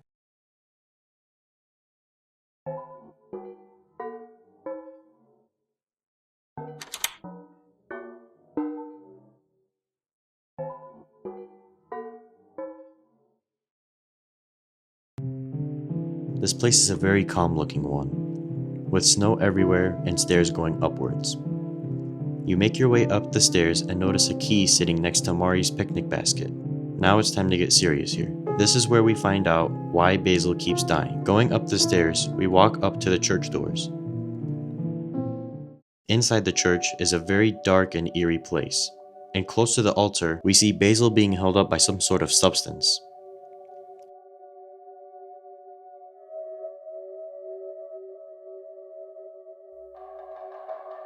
Stranger meets us at the bottom. The truth is here, and it's time to face it head on. Now we know that Stranger is Basil since he walks into Basil's body and awakens him. Basil begs Sunny for his forgiveness and to save him from this trap. However, we are not in Sunny's body. We are in Omori's. I'm gonna let this play on its own for now. It's all gonna make sense.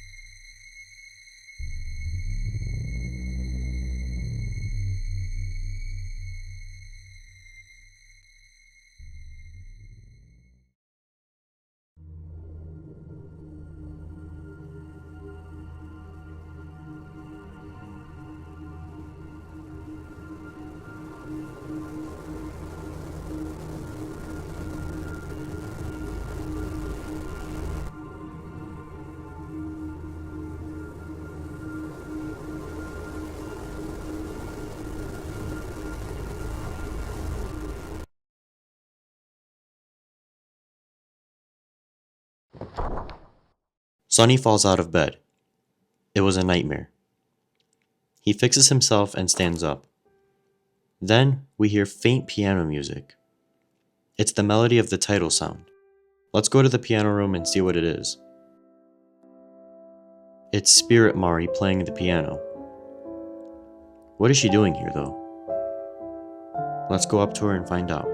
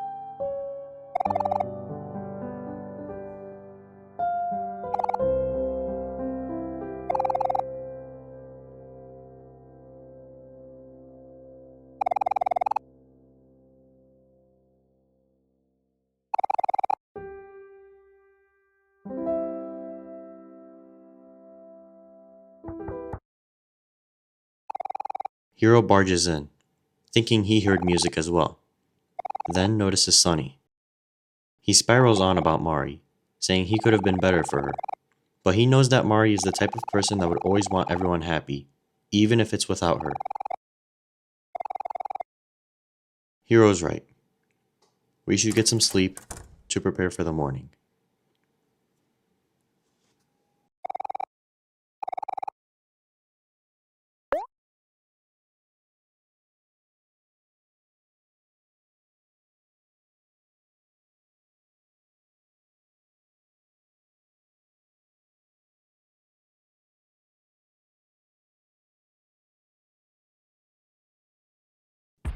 You wake up and notice that Kel and Hiro left since the pillow fort is gone. But actually, it turns out they got up before Sunny. Hiro even did all of Sunny's chores and made him breakfast. Like I said, you can't resist a charmer. Making our way downstairs, we see Kel in the kitchen absolutely demolishing Hiro's breakfast. Kel, he's something. We hear someone ring the doorbell, and hear Kel get surprised at who's standing there.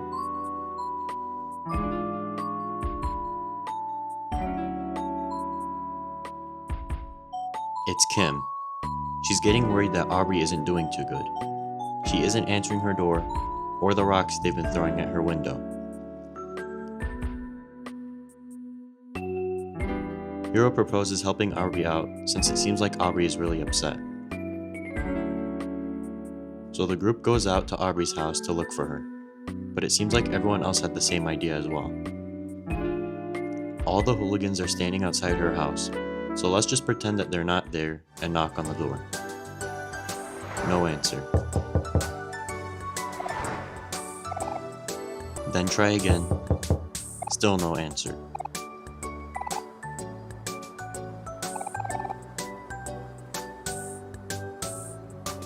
Then, Hiro tries to push the door and finds out that the door is actually unlocked. This looks like something you'd see on the show of Gordon Ramsay going into bad restaurants. But let's push that aside.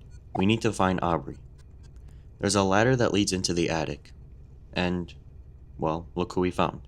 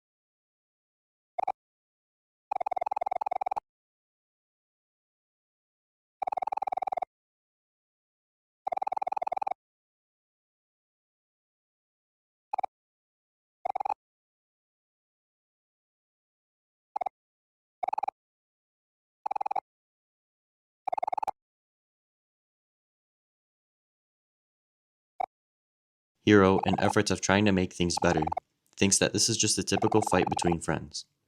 But he realizes that this is a more serious problem.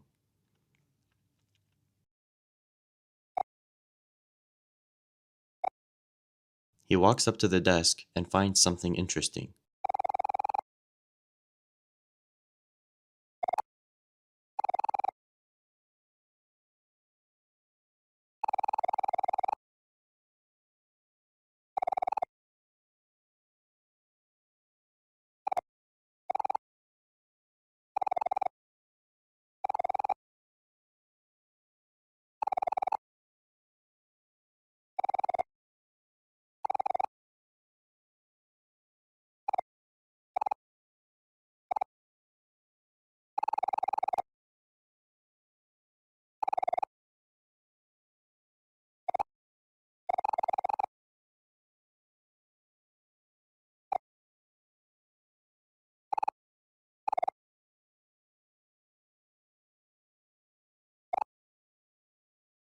Now we can finally fill in the missing pictures in the photo album. This is the first time we were able to see these missing photos of Mari, and like before, Hiro asks Sunny to put the photos back in their original spot, just like in the start of the story, since Sunny's memory is very strong. All these photos are either of Mari and Hiro being a couple, or just Mari in the photos with the rest of the group having a good time. And there are some we can finally unveil, which were blacked out with marker earlier. All of these photos show the group having the best times ever, and now with the missing Mari photos, we're able to see just how much fun the group really had. After looking through the album, Aubrey starts crying and expresses to the group that she's sorry for being so cruel to everyone. And so the group finally gets back together and decides to have one last day out before Sunny leaves. Everyone starts crowding Aubrey, asking her if she's okay.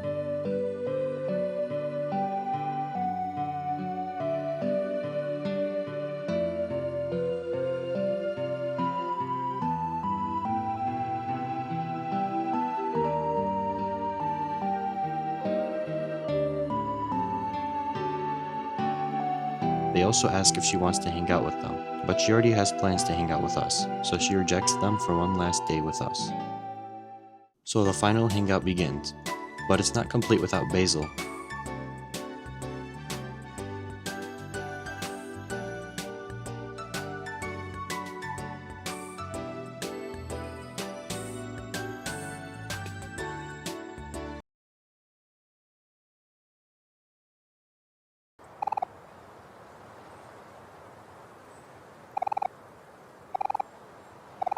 Yeah, that scared me the first time too, don't worry.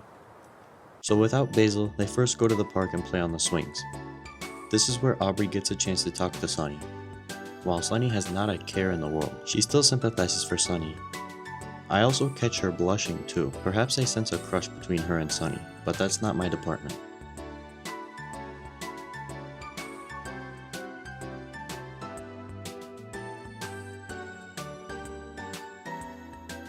After playing on the swings, the group goes to their old hangout spot and reminisces there on the picnic blanket. But before that, you catch a sighting of Basil and Sunny standing in front of the water, then disappearing. Hiro points out how Kel and Aubrey can still be so cool with each other, even though it's been so long since they've seen each other and really hung out. Kel thinks of something else though.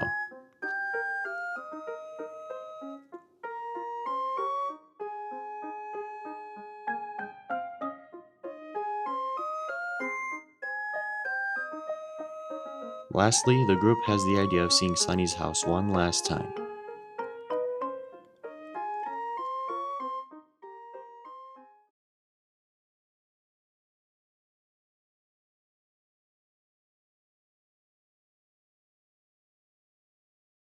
It seems like Aubrey is so shocked at the fact that Sunny is actually moving away.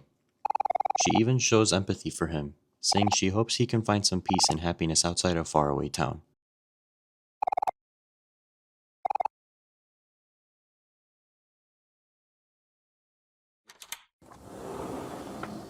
She starts to ask a question, but gets cut off by Kel.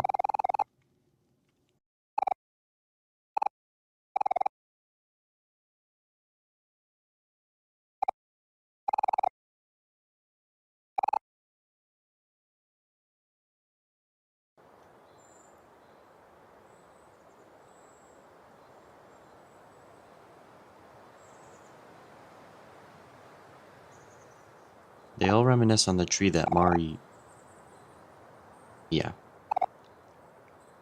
It seems like she committed suicide with this tree, and the stump is all that remains. Everybody can recall exactly where they were when it happened. This all happened right before the recital. Maybe the pressure was too much on Mari, and she couldn't take it anymore.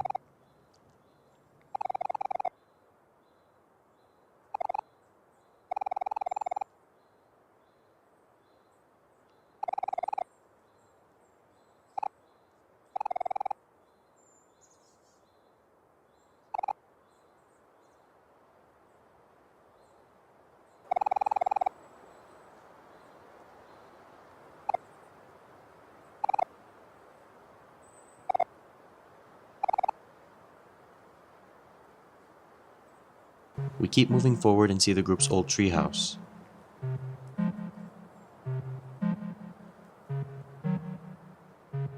Taking one look inside, you can already see it clearly. This is what Neighbor's room in Headspace is supposed to resemble. It looks like everything has been frozen in time since the last time the group has been together. They all find things that mean so much to them, like Aubrey's old plushie and Hero's old cookbooks.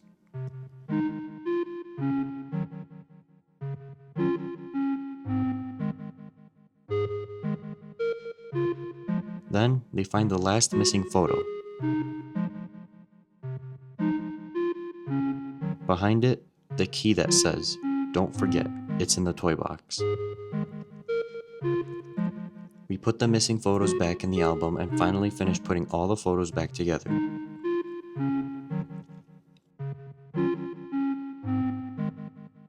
Aubrey leaves the treehouse and goes back to the stump, and everyone follows her out there.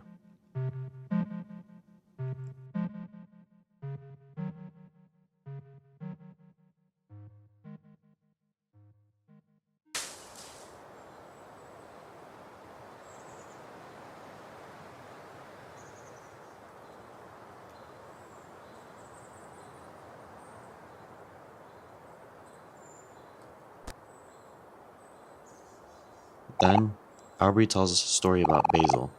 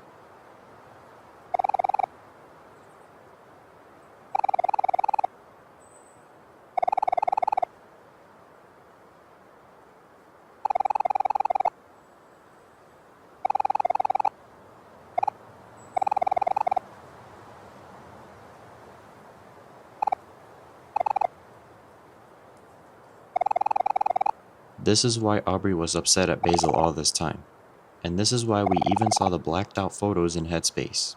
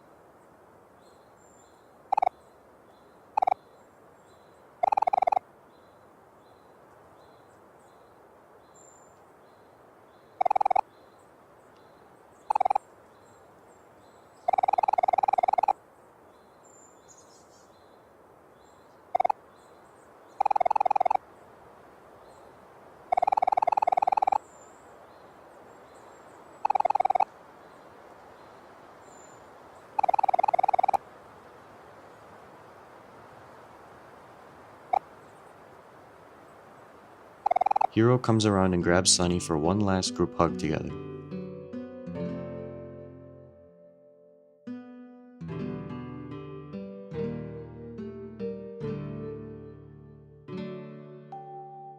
Then, they make a plan to go see if Basil's home yet.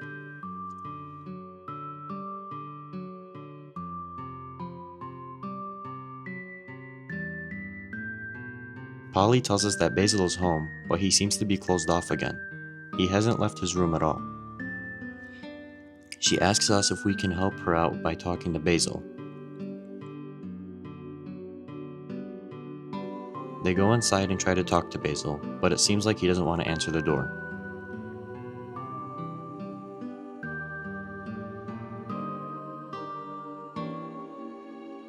So, Hiro has the great idea of asking Polly to sleep over for the night.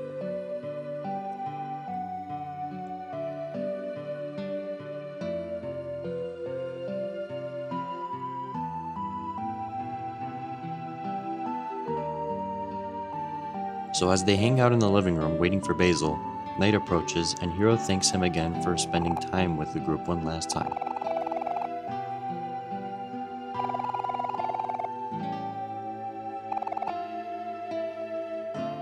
And of course, Kel dozes off to sleep before the rest of the group can.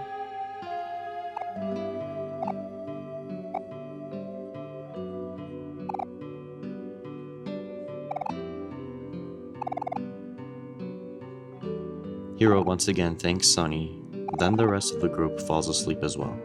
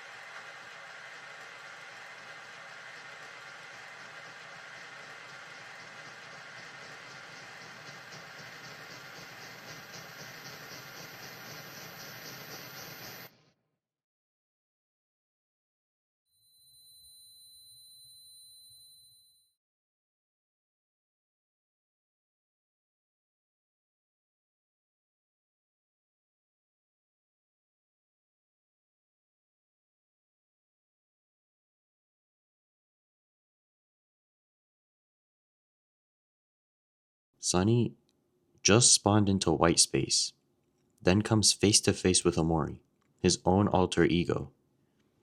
He doesn't say anything, just stays silent like he always has.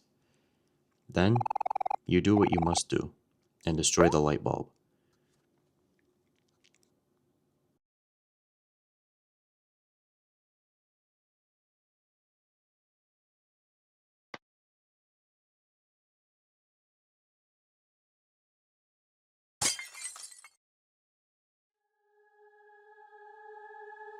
But what you wake up to is the spotlight on the ground that shows something.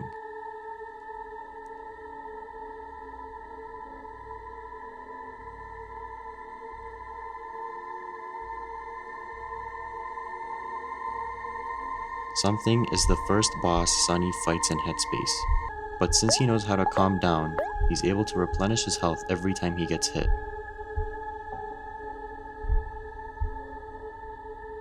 Then, he faces his fears again.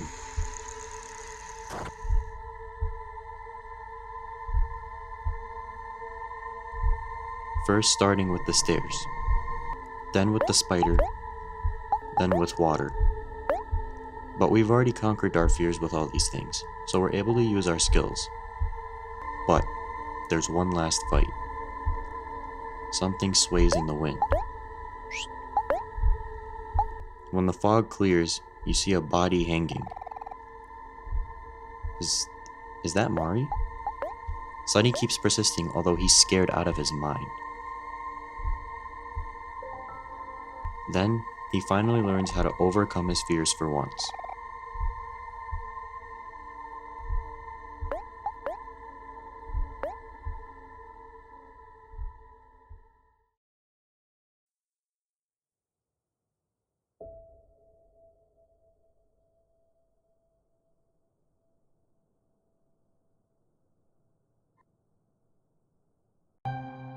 You wake back up to a very bright path with a gate.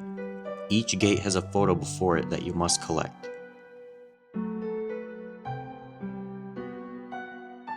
So far, these photos only contain a tree. Maybe the tree that was in Sunny's backyard.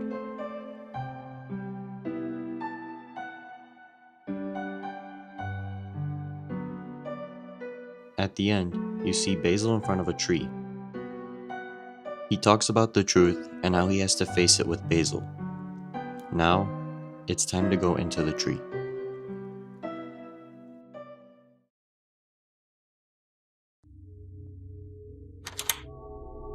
Sunny's mom sits on the couch mourning Mari.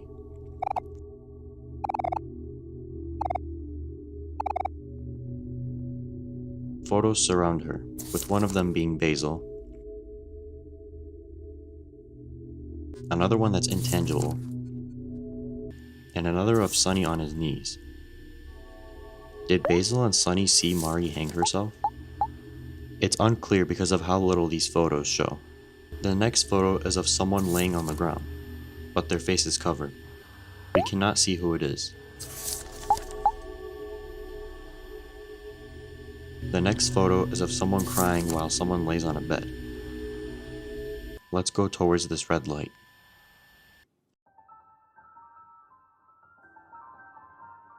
We're met with this long staircase that we've seen many times in Sunny's house.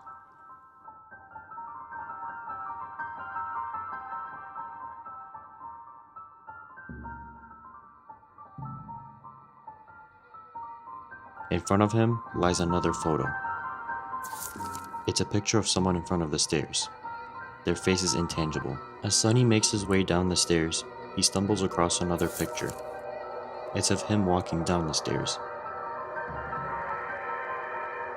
At the bottom is another photo. Someone lays on the floor. You're teleported into a room with someone on the bed not breathing. The next is a photo of Sunny. We don't know what he's doing.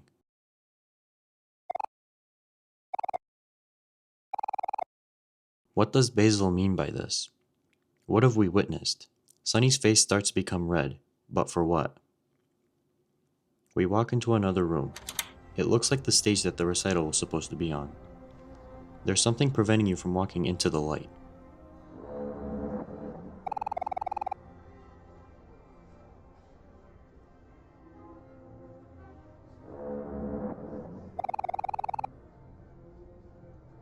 To the right of the stage are more photos.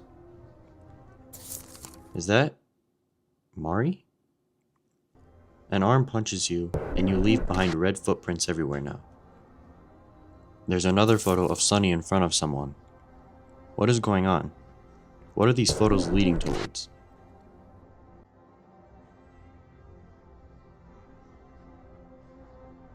Another photo. It's Sunny hugging someone. Did they find Mari outside and drag her up the stairs? Someone's hands. But whose hands are these? Are they Basil's? We walk back to the stage and find another picture. It's a broken violin at the bottom of the stairs. The next photo is being illuminated.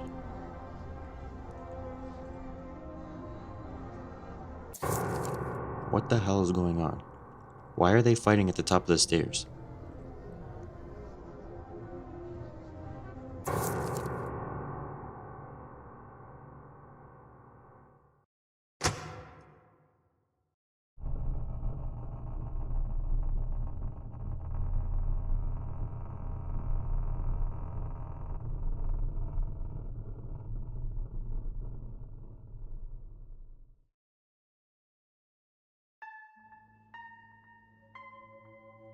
You're back in the room with the red door that we saw in black space, but you're able to screw in a light bulb and find another picture.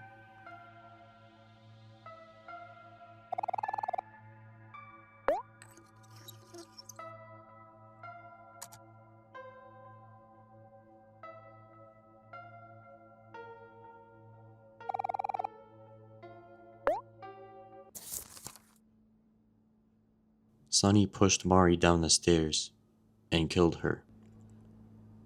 We can finally go outside to this red light.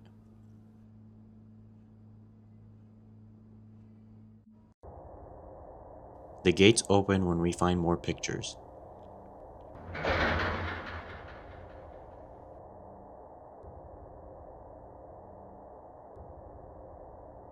It's a piece of rope.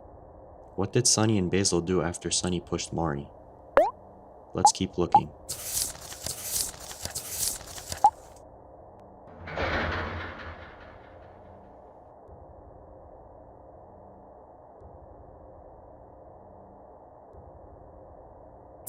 A rope being tied? No, they couldn't have.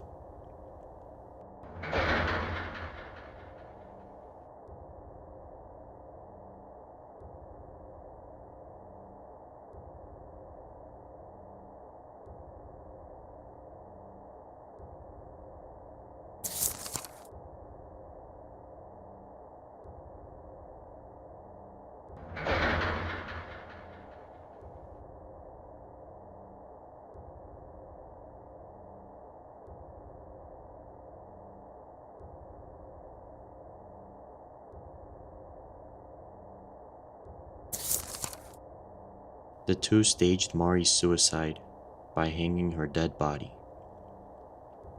This is why Sunny is covered in blood. He has blood on his hands.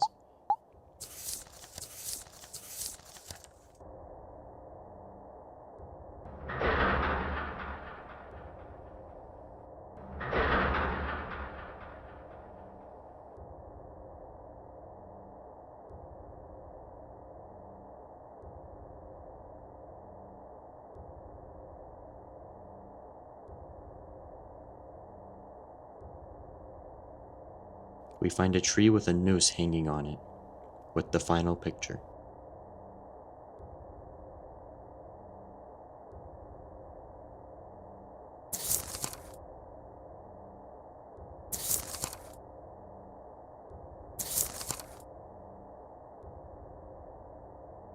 Mari and Sunny had an argument at the top of the stairs. Sunny pushed Mari down the stairs, causing Mari to snap her neck.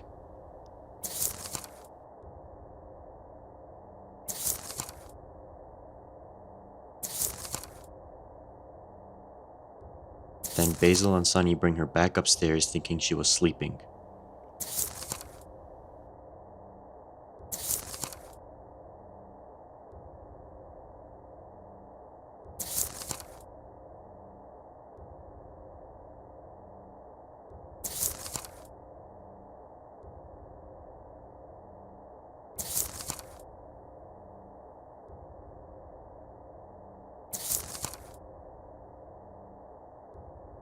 Basil brings her downstairs, saying he knows what to do.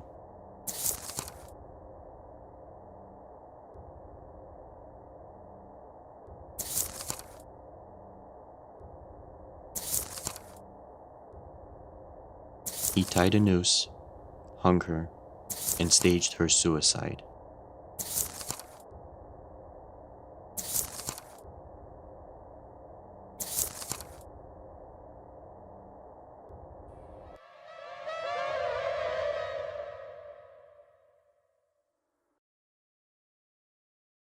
Sunny wakes up. He rushes towards Basil. Do you want to save him?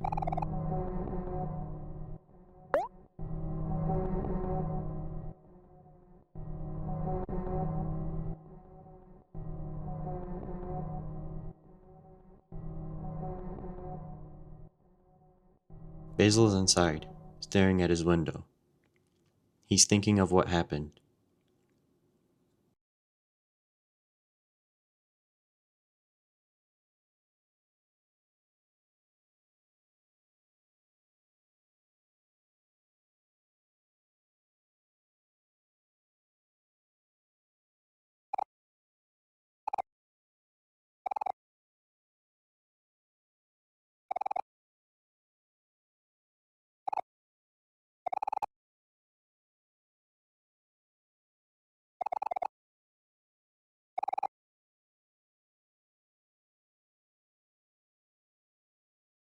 Basil is still in doubt, thinking Sunny wasn't the one that pushed Mari. A good person wouldn't do something like that.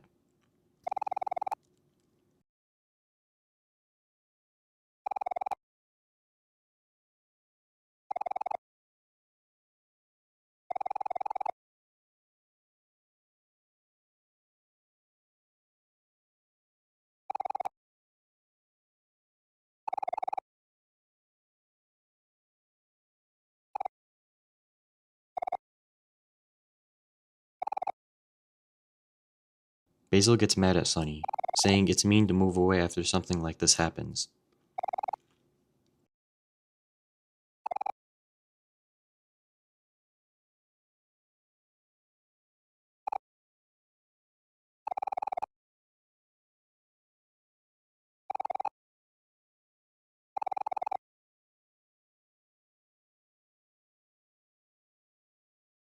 Sunny tries to leave, but something surrounds the two.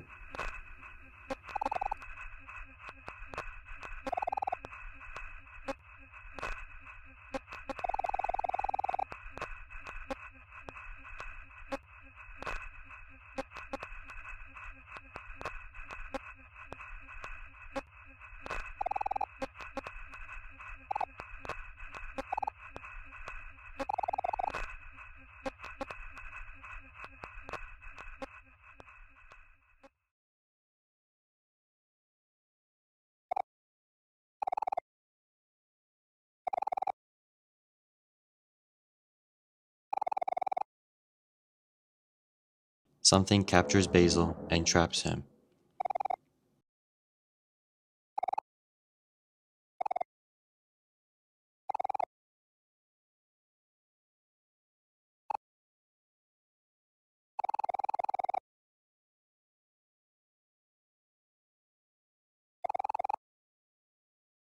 Basil reveals that Sunny was the one that blacked out Mari's face. Sunny was the one that pushed Mari.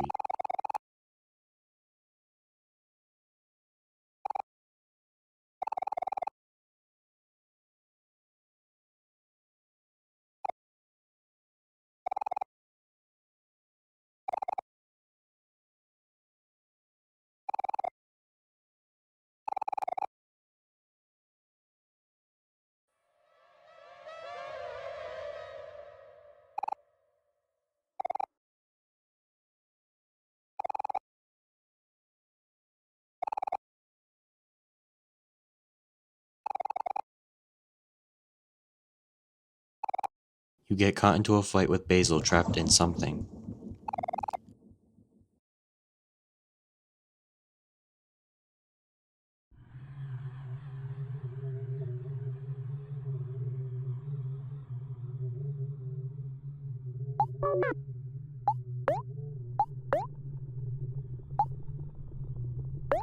Focusing doesn't even work anymore.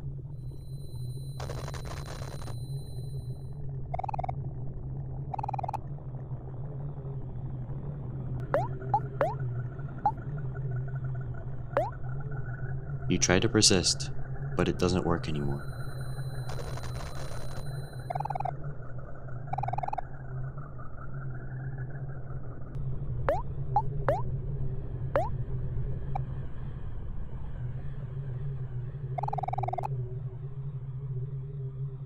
Sunny tries to calm down, but it doesn't work anymore. This is a fight that cannot be avoided or won against. With no skills left, Sunny does the only thing that he can do: attack Basil.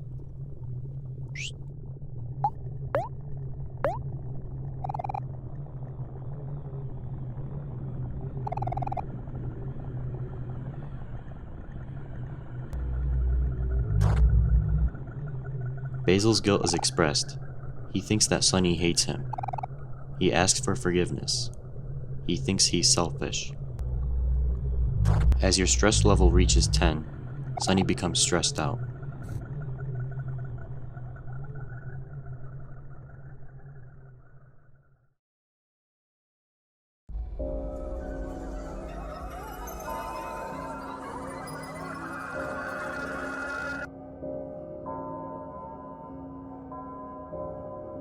Sunny's stress levels are so high that there isn't a steady number that can track it anymore. This fight cannot be won. Both Basil and Sunny lose.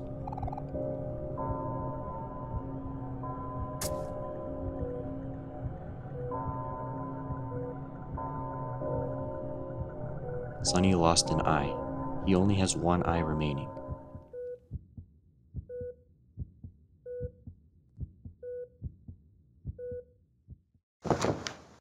We black out and fall to the ground.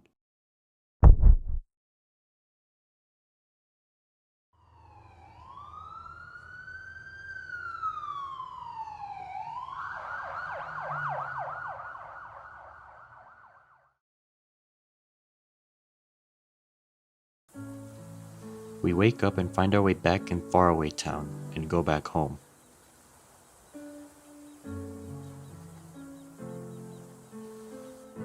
Then, you see Basil.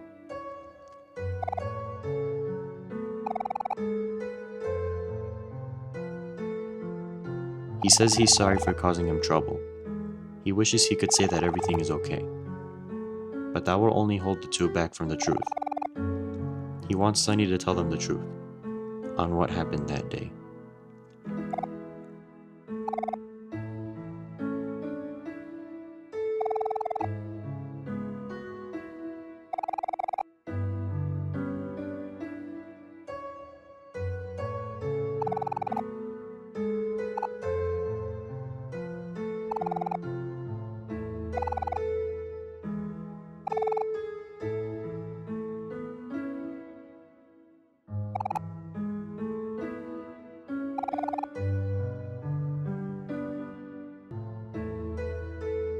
Basil walks away, but comes back and gives Sunny a hug.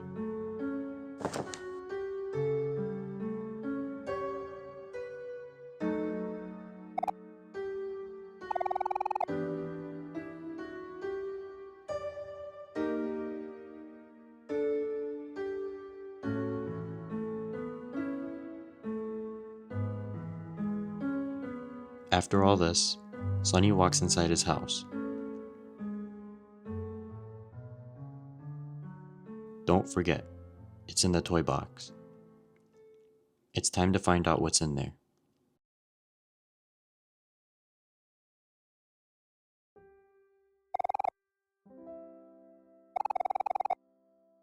There's a black door that we haven't seen at all in the game.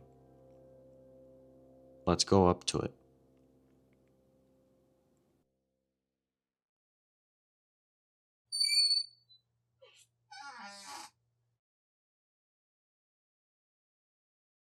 It's a closet, and we find the toy box sitting in the back of it.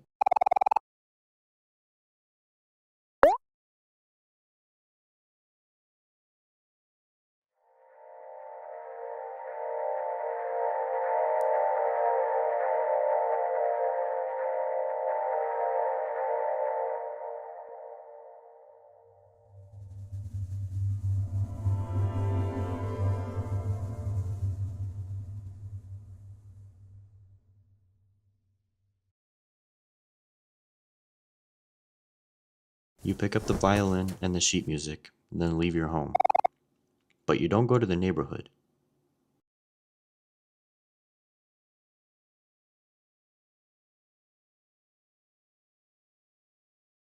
Instead, you spawn on a road.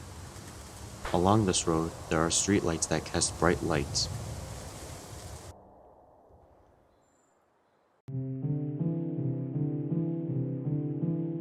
All these spotlights, they're adventures that the group has had together.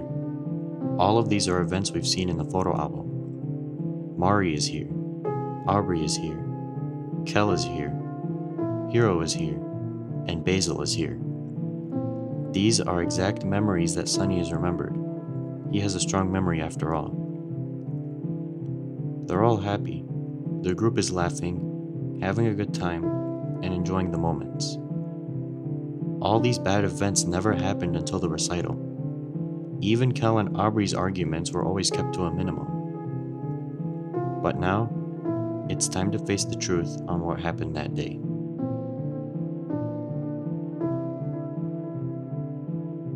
Entering the auditorium, Aubrey, Kel, and Hiro sit waiting for you.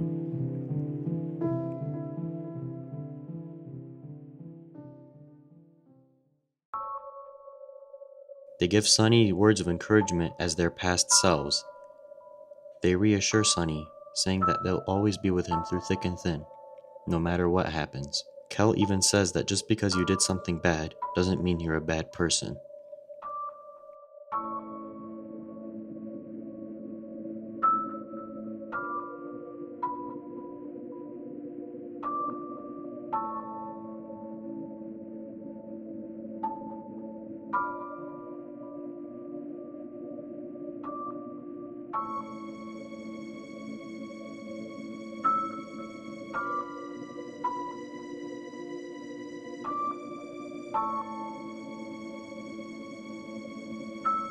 They transform into their current selves and reassure Sunny that whatever happens next, they'll always be there for him.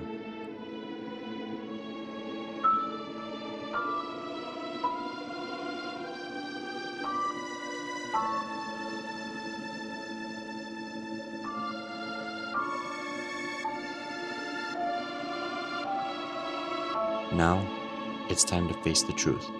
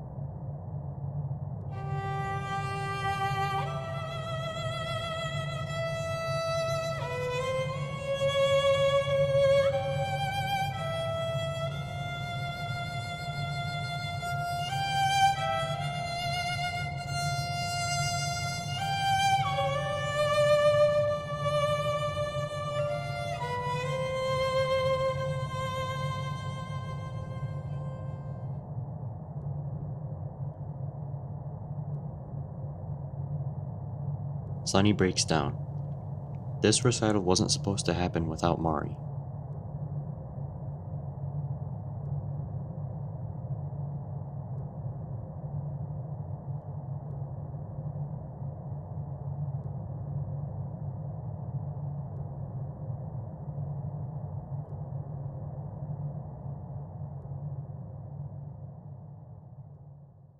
When he comes back to his senses, he spawns back into white space, and somebody sits there waiting for him.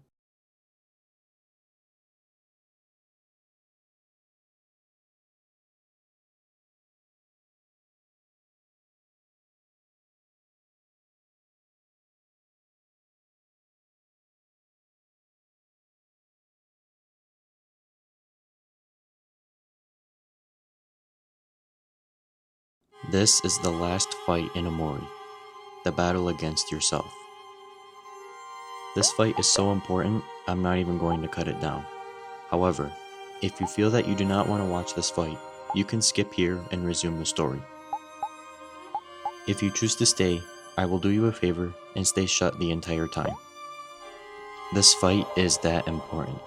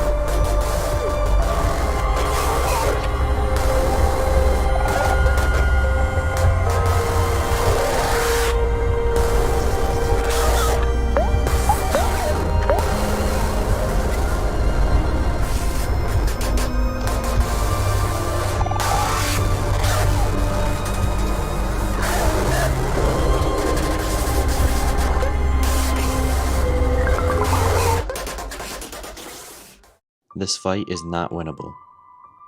You always lose, since Omori chose never to succumb to his injuries.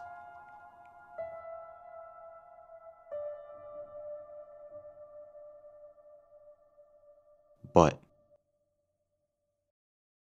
you can make the choice whether to continue or not.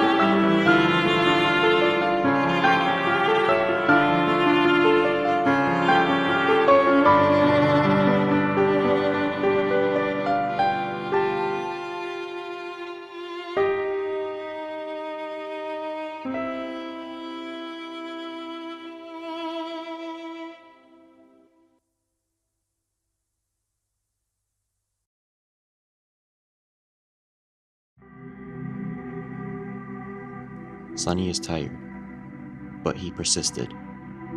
Omori has given up and has let Sunny take control of his mind once again.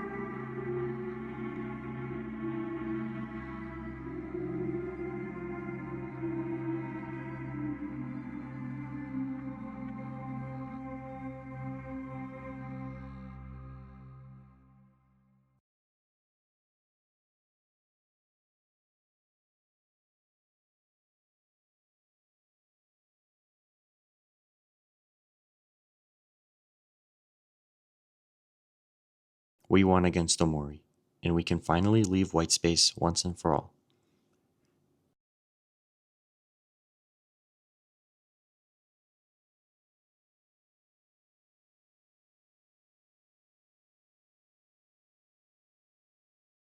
But before we go,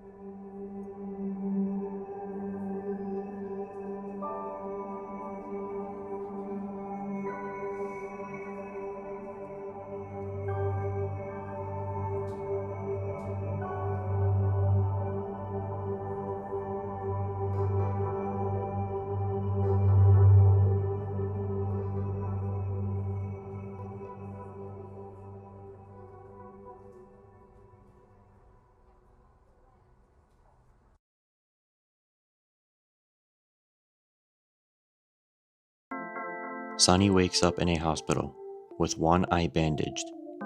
He cries because of the memories and what's yet to come. Let's settle this once and for all. He gets up and sees all the gifts that everyone left for him. They all care about Sunny. But now it's time to do what we must.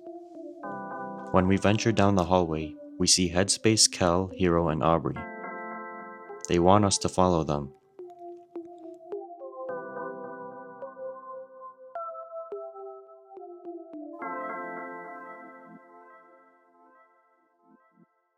But Stranger appears and heads down. So we follow Stranger instead. Going down, you see Basil walk into a room. So you follow through and meet everyone else there. It's time to tell everyone.